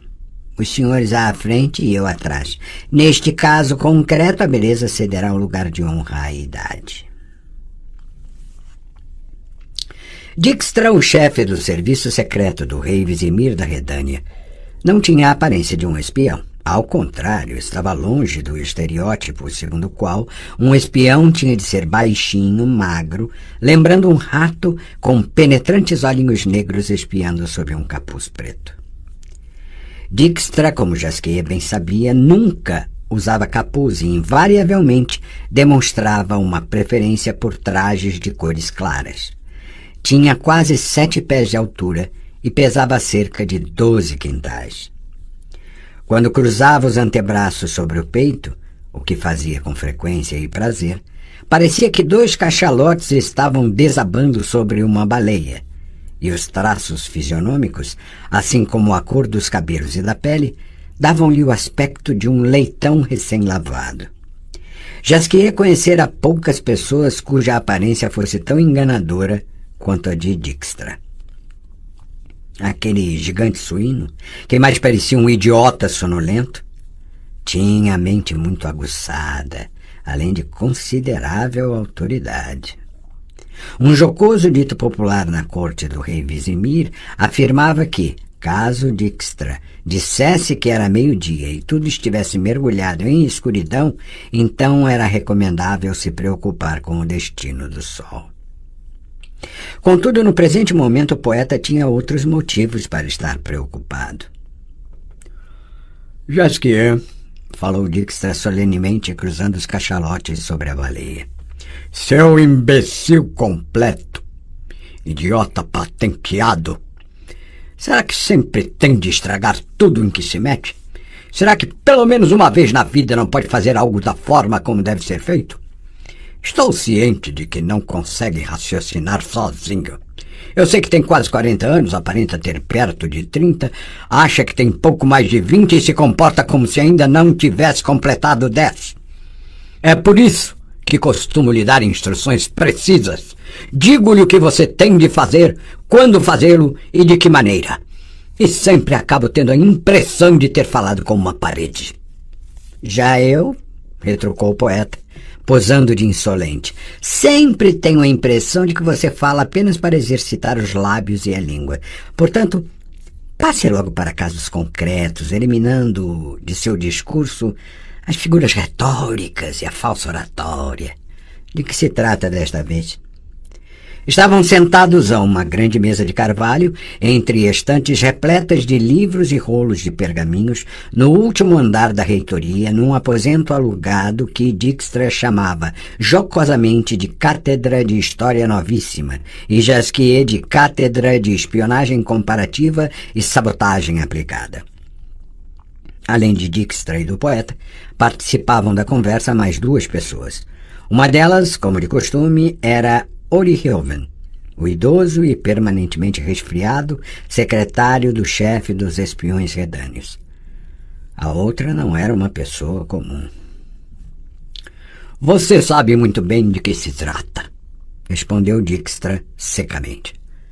No entanto, já que se fingir de idiota parece diverti-lo, não o decepcionarei e explicarei tudo em palavras claras.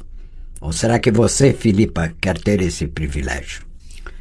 Jasquier lançou um olhar para a até então calada 4ª participante da reunião. Filipa Eilhart chegara a Oxenfurt havia pouco tempo, ou então pretendia partir dali em breve, uma vez que não trajava um vestido, não ostentava suas adoradas joias de ágata negra, nem estava maquiada cuidadosamente. Usava um curto casaco masculino, calças de malhas justas e botas de cano alto, traje que o poeta denominava de campanha. Os negros cabelos da feiticeira, normalmente soltos numa pitoresca desordem, estavam agora penteados para trás, amarrados com uma fita junto da nuca. Não devemos perder tempo, falou Filipa, erguendo as bem delineadas sobrancelhas. Jasquier tem razão. Considerando que o assunto a ser resolvido é simples e banal, podemos poupar-nos a eloquência e as frases de efeito que levam a nada. Oh, sim, sorriu Dijkstra. Muito banal. O mais perigoso agente nilfgaardiano, que já poderia estar banalmente estrancado em minha mais profunda masmorra em Tretogor, conseguiu banalmente escapar, pois foi banalmente alertado e assustado pela banal estupidez dos senhores Jasquier e Geralt. Já vi pessoas levadas ao cadafalso por banalidades bem menores. Por que não me falou nada da emboscada na qual você caiu, Jasquier? Não lhe recomendei informar-me de todas as intenções do bruxo? Eu não sabia dos planos de Geralt, mentiu Jasquier com convicção. Já quanto ao fato de ele ter partido para Temeria e Soden à procura do Tauriense, eu informei você. Também lhe disse que ele havia voltado. Estava convencido de que ele desistira. Rienzi simplesmente se dissolveu no ar e o bruxo não conseguiu encontrar nenhum rastro dele, algo que, se você vasculhar na memória, levei a seu conhecimento. Você mentiu, afirmou o espião friamente. O bruxo encontrou rastros de Rienzi na forma de cadáveres. Foi quando ele decidiu mudar de tática. Em vez de ir atrás de Rienzi, resolveu ficar esperando até este achá-lo. Empregou-se como segurança numa barcaça da companhia Malatius e Grock e o fez com premeditação. Sabia que a Malatius e Grock anunciaria tal fato aos quatro ventos, que Rienzi tomaria conhecimento dele e empreenderia alguma ação. E, efetivamente, o Sr. Rienzi agiu. O estranho e inalcançável Sr. Rienzi, o insolente e descarado Sr. Rienzi, que nem se dá o trabalho de usar apelidos ou pseudônimos. O Sr. Rienzi, que, a milhas de distância, fede à fumaça de uma chaminé nilfgaardiana e a um feiticeiro renegado. Não é verdade, Filipa? A feiticeira nem confirmou nem negou. Ficou calada, olhando para Jasquier de modo especulativo e penetrante. O poeta abaixou os olhos e picarreou. Não gostava de tal tipo de olhar. Jasquier dividia as mulheres atraentes, inclusive feiticeiras, em 4 categorias. As muito agradáveis, as agradáveis, as desagradáveis e as muito desagradáveis. Diante de um convite para se deitarem com ele, as mais agradáveis reagiam com jubilosa concordância. As agradáveis, com um alegre sorriso. E as desagradáveis, de uma forma difícil de prever. Já no rol das muito desagradáveis, o trovador incluía as que só a ideia de lhes fazer semelhante proposta provocava um frio na espinha e um forte tremor nos joelhos. Philippa Eilhart, embora muito atraente, era definitivamente muito desagradável. Além disso, Philippa Eilhart era uma pessoa importante no Conselho de Magos e feiticeira de confiança na corte do rei Vizimir. Maga muito hábil, circulavam rumores de que era uma das poucas que dominavam a arte do polimorfismo. Aparentava ter 30 anos. Provavelmente tinha mais de 300. Dijkstra girava os polegares, com as mãos rechonchudas entrelaçadas sobre a barriga. Philippa continuava calada. Orihelvin tossia, fungava e mexia-se em seu assento, constantemente ajeitando sua grande toga. A toga lembrava de um professor, mas não parecia ter sido recebida no Senado acadêmico, e sim encontrada numa lixeira. Acontece, rosnou o espião repentinamente, que seu bruxo subestimou o Sr. Rienzi. Ele preparou uma emboscada, porém, demonstrando total falta de inteligência, partiu do princípio de que Rienzi o procuraria pessoalmente. De acordo com o plano do bruxo, Rienzi deveria sentir-se seguro. Rienzi não poderia suspeitar de nenhuma emboscada, tampouco descobrir agentes do Sr. Dijkstra procurando por ele. E isso porque, a pedido do bruxo, o Sr. Jasquier não disse uma só palavra ao Sr. Dijkstra sobre a planejada tocaia, embora fosse sua obrigação fazê-lo. O Sr. Jasquier tinha instruções claras nesse sentido e ele achou por bem não levar em consideração. Não sou um subordinado seu, disse o poeta com empáfia, e não preciso acatar suas recomendações ou ordens. Eu o tenho ajudado ocasionalmente, mas faço isso apenas por vontade própria, movido por uma obrigação patriótica para não permanecer passivo diante das mudanças que estão por vir. Você espiona para qualquer um que lhe pague, interrompeu Dijkstra secamente. Passe informações a qualquer um com quem tenha rabo preso. E eu tenho muitos motivos para você ter o rabo preso comigo, Jasquier. Portanto, não banque o valentão. Jamais me submeterei a uma chantagem. Quer apostar? Cavalheiros, Philippa Eilhart ergueu a mão. Mais respeito, por favor. Não vamos nos desviar do assunto. Certo, falou o espião, esparramando-se na poltrona. Escute bem, poeta. Não adianta chorar sobre leite derramado. Rienzi foi alertado e não deixará ser enganado novamente. Mas não posso permitir que fatos semelhantes se repitam no futuro. Por isso eu quero me encontrar com o bruxo. Traga-o aqui. Pare de flanar pela cidade tentando despistar meus agentes. Vá direto até Geralt e traga-o para a cátedra. Preciso conversar com ele pessoalmente, sem testemunhas, sem o escândalo que eclodiria caso eu o prendesse. Traga-o até mim, Jasquier. Por ora, essa é a única coisa que lhe peço. Geralt partiu. Mentiu o bardo calmamente. Dijkstra lançou um olhar para a feiticeira e Jasquier encolheu-se todo, aguardando o impulso que sondaria seu cérebro. No entanto, não sentiu coisa alguma. Filipa olhava para ele com os olhos semicerrados, porém nada indicava que pretendia lançar mão de feitiços para verificar a veracidade de sua afirmação. Terei de aguardar seu retorno, suspirou Dijkstra, fingindo que acreditava. O assunto que tenho a tratar com ele é muito importante, de modo que farei alterações em minha agenda e esperarei pelo bruxo. Quando ele voltar, traga-o aqui. Quanto mais cedo isso ocorrer, melhor. Melhor para muitas pessoas. Podem surgir dificuldades, falou Jasquier fazendo uma careta, na tarefa de convencer Geralt a vir aqui. Ele, imagine só, tem uma inexplicável aversão a espiões. Embora consiga compreender que se trata de uma profissão como qualquer outra, aqueles que a exercem o repugnam. Estímulos patrióticos, ele costuma dizer, são uma coisa, mas para a profissão de espião contratam-se exclusivamente canalhas e pessoas dos mais baixos. Basta, basta! Dijkstra fez um gesto depreciativo com a mão. Sem grandes fraseados, por favor. Fraseados me entediam. São muito simplórios.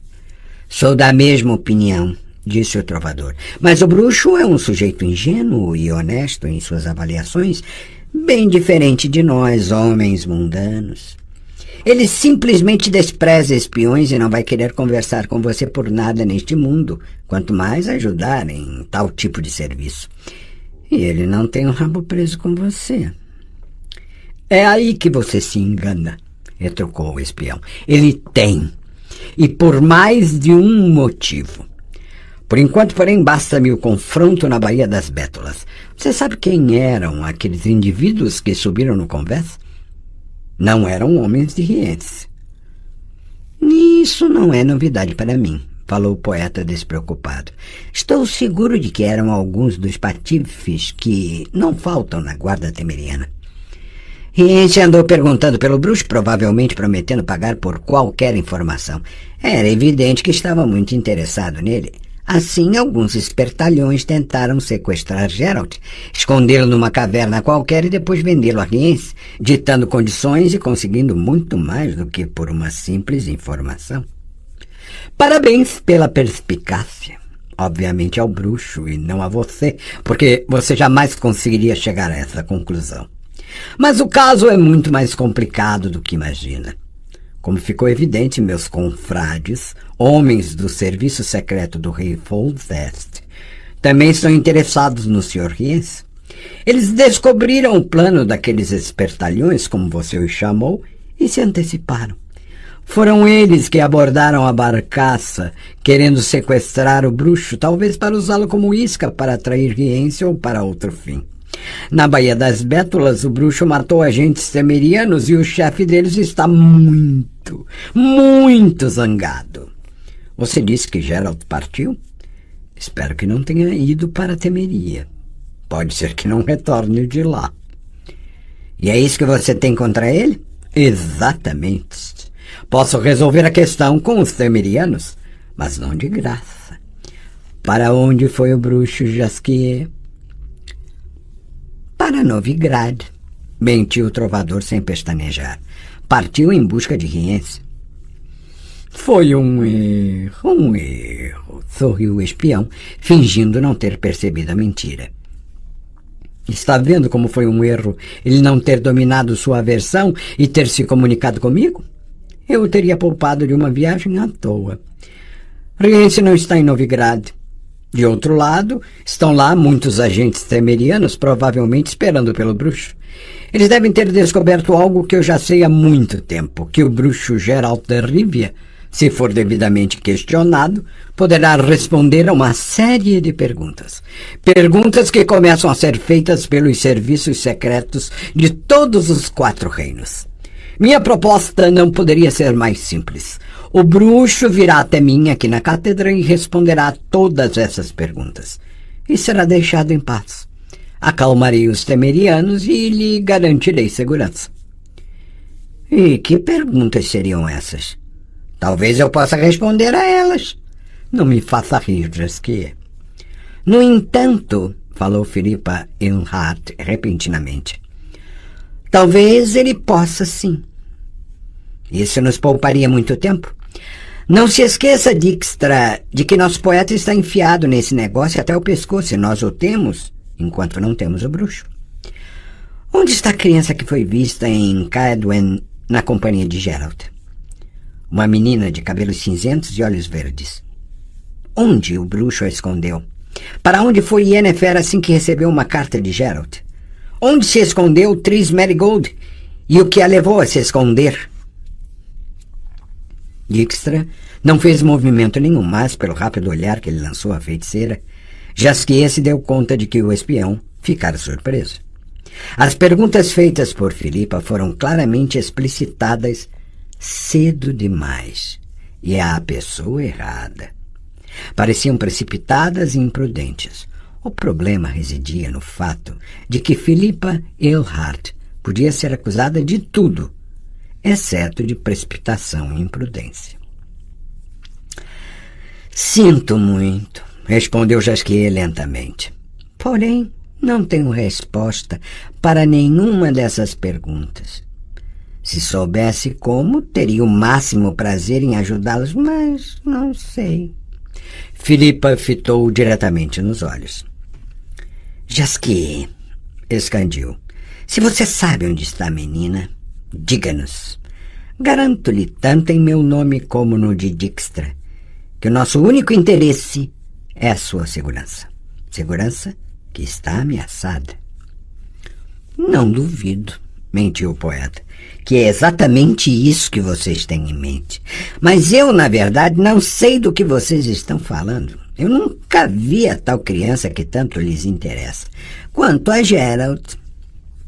Geralt, interrompeu Dijkstra, não lhe confidenciou nada. Não lhe disse uma só palavrinha, embora eu tenha certeza de que você o bombardeou com perguntas. Por que, Jaskier? Será que aquela alma simplória que tem aversão a espiões conseguiu pressentir o que você realmente é? Deixe-o em paz, Filipa. É perda de tempo. Ele não sabe de merda nenhuma. Não se iluda com as poses de inteligente e os sorrisos significativos.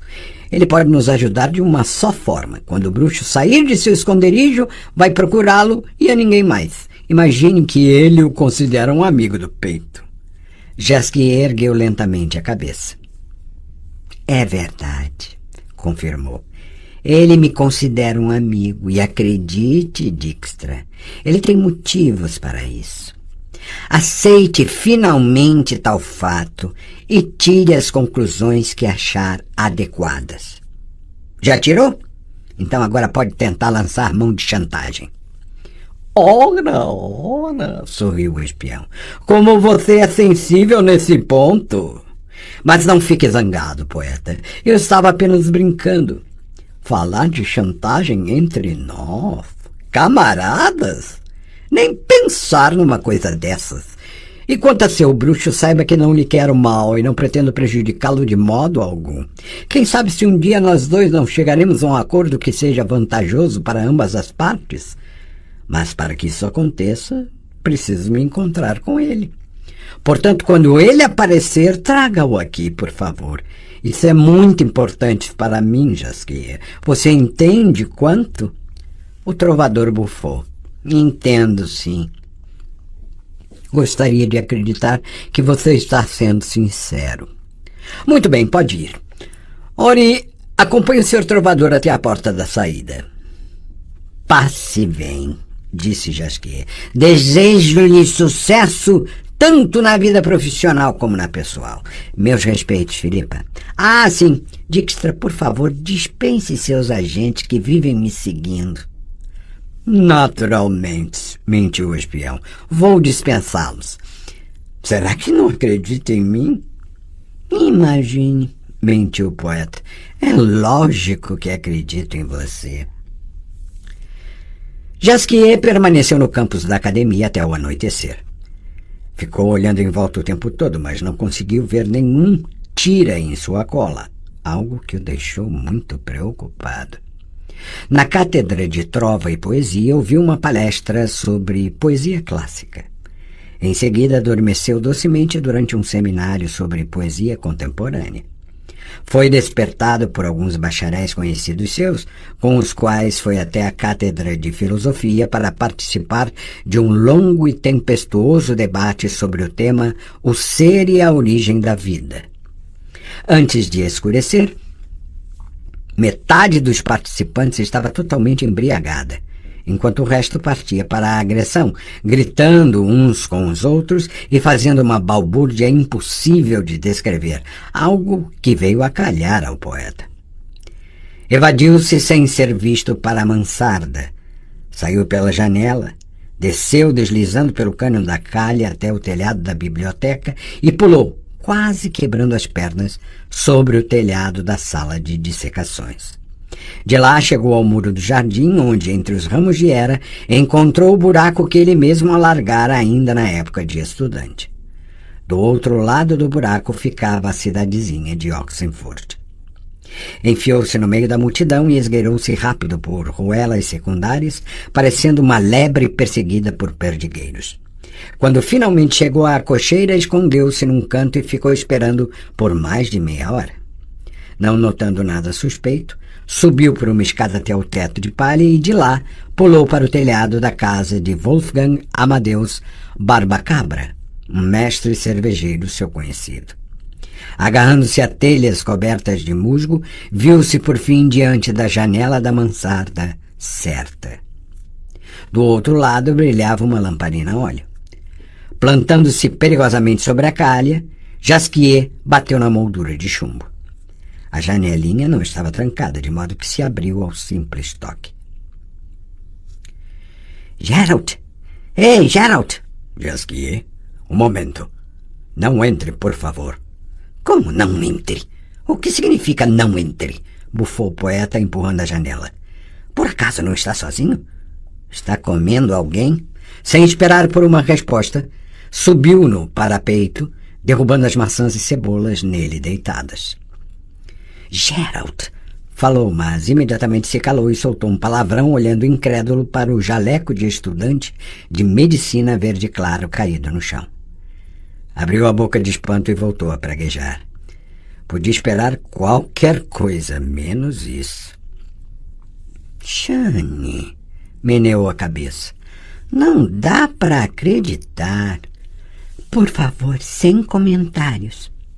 O bruxo sentou-se na cama, enquanto Chane cobria-se com o lençol até o narizinho arrebitado. Entre, disse Geralt vestindo as calças. Já que você entrou pela janela, o assunto deve ser importante. Se não for importante, vou atirá-lo para fora pela mesma janela. Jasquier desceu do parapeito, derrubando o resto das cebolas.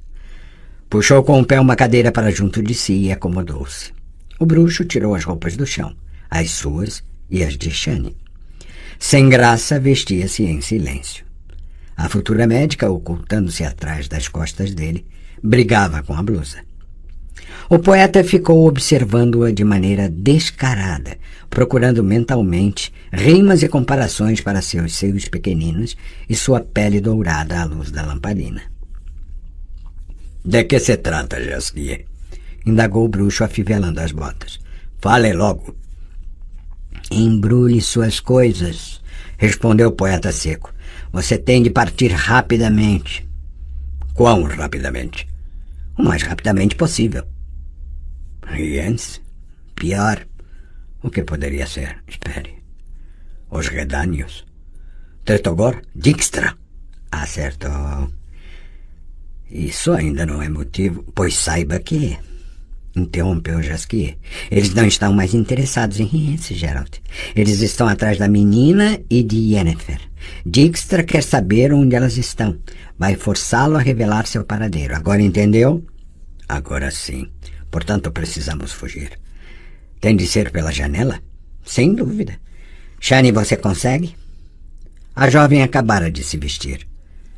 Não é a primeira janela em minha vida. Não duvido. O poeta olhou para ela com atenção, esperando notar um rubor digno de uma rima ou metáfora. Decepcionou-se. A única coisa que viu foi a alegria estampada nos olhos cor de cerveja e um sorriso atrevido. Sobre o paradeiro pousou silenciosamente uma enorme coruja cinzenta. Shani soltou um gritinho. Geralt colocou a mão sobre a empunhadura da espada. Pare com essa palhaçada, Filipa, falou Jasquier. A coruja sumiu e em seu lugar apareceu Filipa Eilhart, agachada numa postura deselegante. A feiticeira pulou imediatamente para dentro do quarto, ajeitando os trajes e cabelos. Boa tarde, disse secamente. Apresente-nos, Jasquier. Geralt de Rivia, Shani de Medicina. Essa coruja que é tão espertamente seguiu meus passos não é uma coruja de verdade. É Filipa Eilhart, membro do Conselho de Magos, hoje servindo ao rei Vizimir, um ornamento na corte de Tretogor. É uma pena dispormos de apenas uma cadeira. É mais do que suficiente. A feiticeira acomodou-se na cadeira que o trovador deixara livre e passou a olhar pelos presentes, detendo-se mais em Shani. Para grande surpresa de Jasquier, a estudante de medicina corou. Em princípio, o que me traz aqui tem a ver exclusivamente com Geralt de Rivia, disse Filipa após um breve intervalo. No entanto, como estou ciente de que pedir a qualquer um de vocês que saia daqui seria uma grosseria, eu posso sair, falou Shani, insegura. Não pode, rosnou Geralt. Ninguém vai sair enquanto a situação não ficar totalmente clara. Não é isso, senhora Eilhart?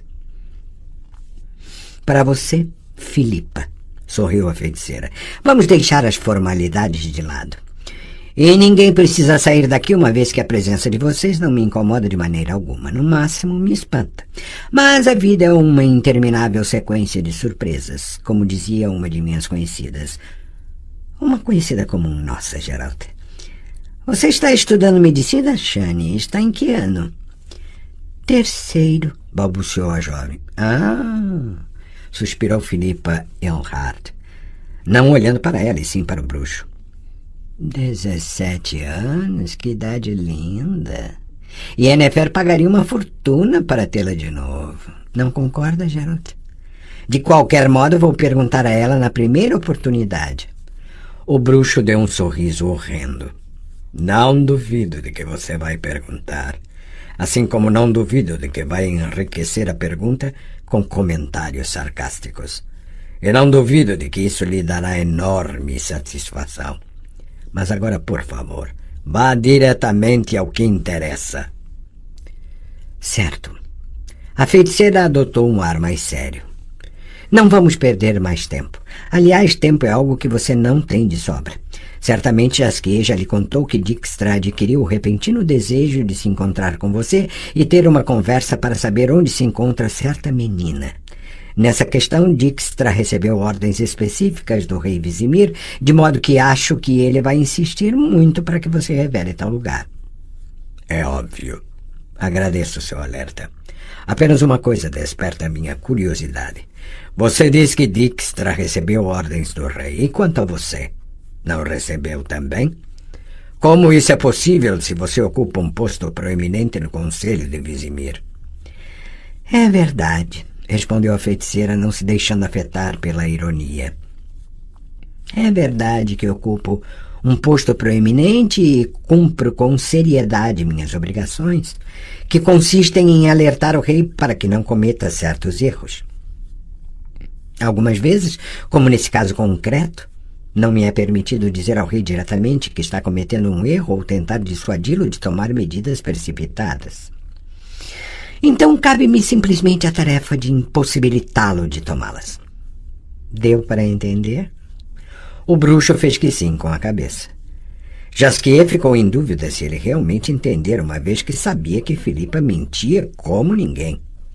Vejo, falou Geralt lentamente, provando que entendera tudo direitinho, que o Conselho de Magos também está interessado em minha protegida. Os feiticeiros desejam saber onde ela está e querem pôr as mãos nela antes de Vizimir ou qualquer outra pessoa. Por que, Filipa? O que há em minha protegida que desperta tanto interesse por ela? Os olhos da feiticeira se estreitaram. Você não sabe? Sibilou. Será que realmente sabe tão pouco sobre ela? Não gostaria de tirar conclusões precipitadas, mas tal desconhecimento parece indicar que você não tem qualificações adequadas para ser seu protetor. E estou surpresa com o fato de você, tão ignorante e desinformado, ter decidido protegê-la. Além do mais, você decidiu tirar dos outros o direito de protegê-la, daqueles que têm não apenas as qualificações necessárias, mas também esse direito. E diante disso tudo ainda tem a petulância de perguntar por quê. Tome cuidado, Geralt, para que tanta arrogância não acabe com você. Tome cuidado e cuide daquela criança. Cuide dela como a menina de seus olhos. Se não for capaz, peça a outros que o façam por você. Jasquier pensou por um momento que o bruxo mencionaria o papel assumido por Yennefer. Não arriscaria nada e anularia os argumentos de Filipa. Geralt, porém, permaneceu calado. O poeta adivinhou os motivos. Filipa sabia de tudo. Filipa o estava advertindo, e o bruxo entendera a advertência. O poeta concentrou-se em observar os olhos e o rosto de Geralt e Filipa, tentando descobrir se algo no passado havia ligado aqueles dois. Jasquier sabia que tal tipo de fascinantes duelos de palavras e meias palavras entre o bruxo e feiticeiras frequentemente terminava na cama. Mas, como quase sempre, a observação não levou a nada. Para descobrir se algo ligava o bruxo a alguém, havia somente um meio: entrar pela janela na hora certa. Tomar conta de alguém, retomou a feiticeira após um momento, é assumir a responsabilidade pela segurança de um ser incapaz de garantir a segurança de si mesmo. Se você expuser sua protegida a um perigo, se algo terrível acontecer a ela, a responsabilidade será sua, Geralt. Exclusivamente sua. Sei disso. Temo que você ainda não saiba o suficiente. Então me esclareça. O que faz com que repentinamente tantas pessoas queiram livrar-me do peso da responsabilidade, desejem assumir minhas obrigações e ocupar-se de minha pupila? O que quer de Ciri o Conselho de Magos? O que querem dela Dijkstra e o rei Vizimir? O que querem dela os Temerianos? O que quer dela o Tauriense que em Soden e Temeria já matou 3 pessoas que tiveram contato comigo e com a garota 2 anos atrás e quase assassinou Jasquier tentando arrancar dele uma informação? Quem é esse Tauriense, Filipa? Não sei, respondeu a feiticeira. Não sei quem é o Tauriense e, assim como você, bem que gostaria de saber. O Tauriense, manifestou-se Shan inesperadamente, tem no rosto uma cicatriz provocada por queimadura de 3º grau? Se sim, então eu sei quem é ele e sei onde está. Em meio ao silêncio que se seguiu, ouviu-se do outro lado da janela o som das primeiras gotas de chuva caindo sobre a calha.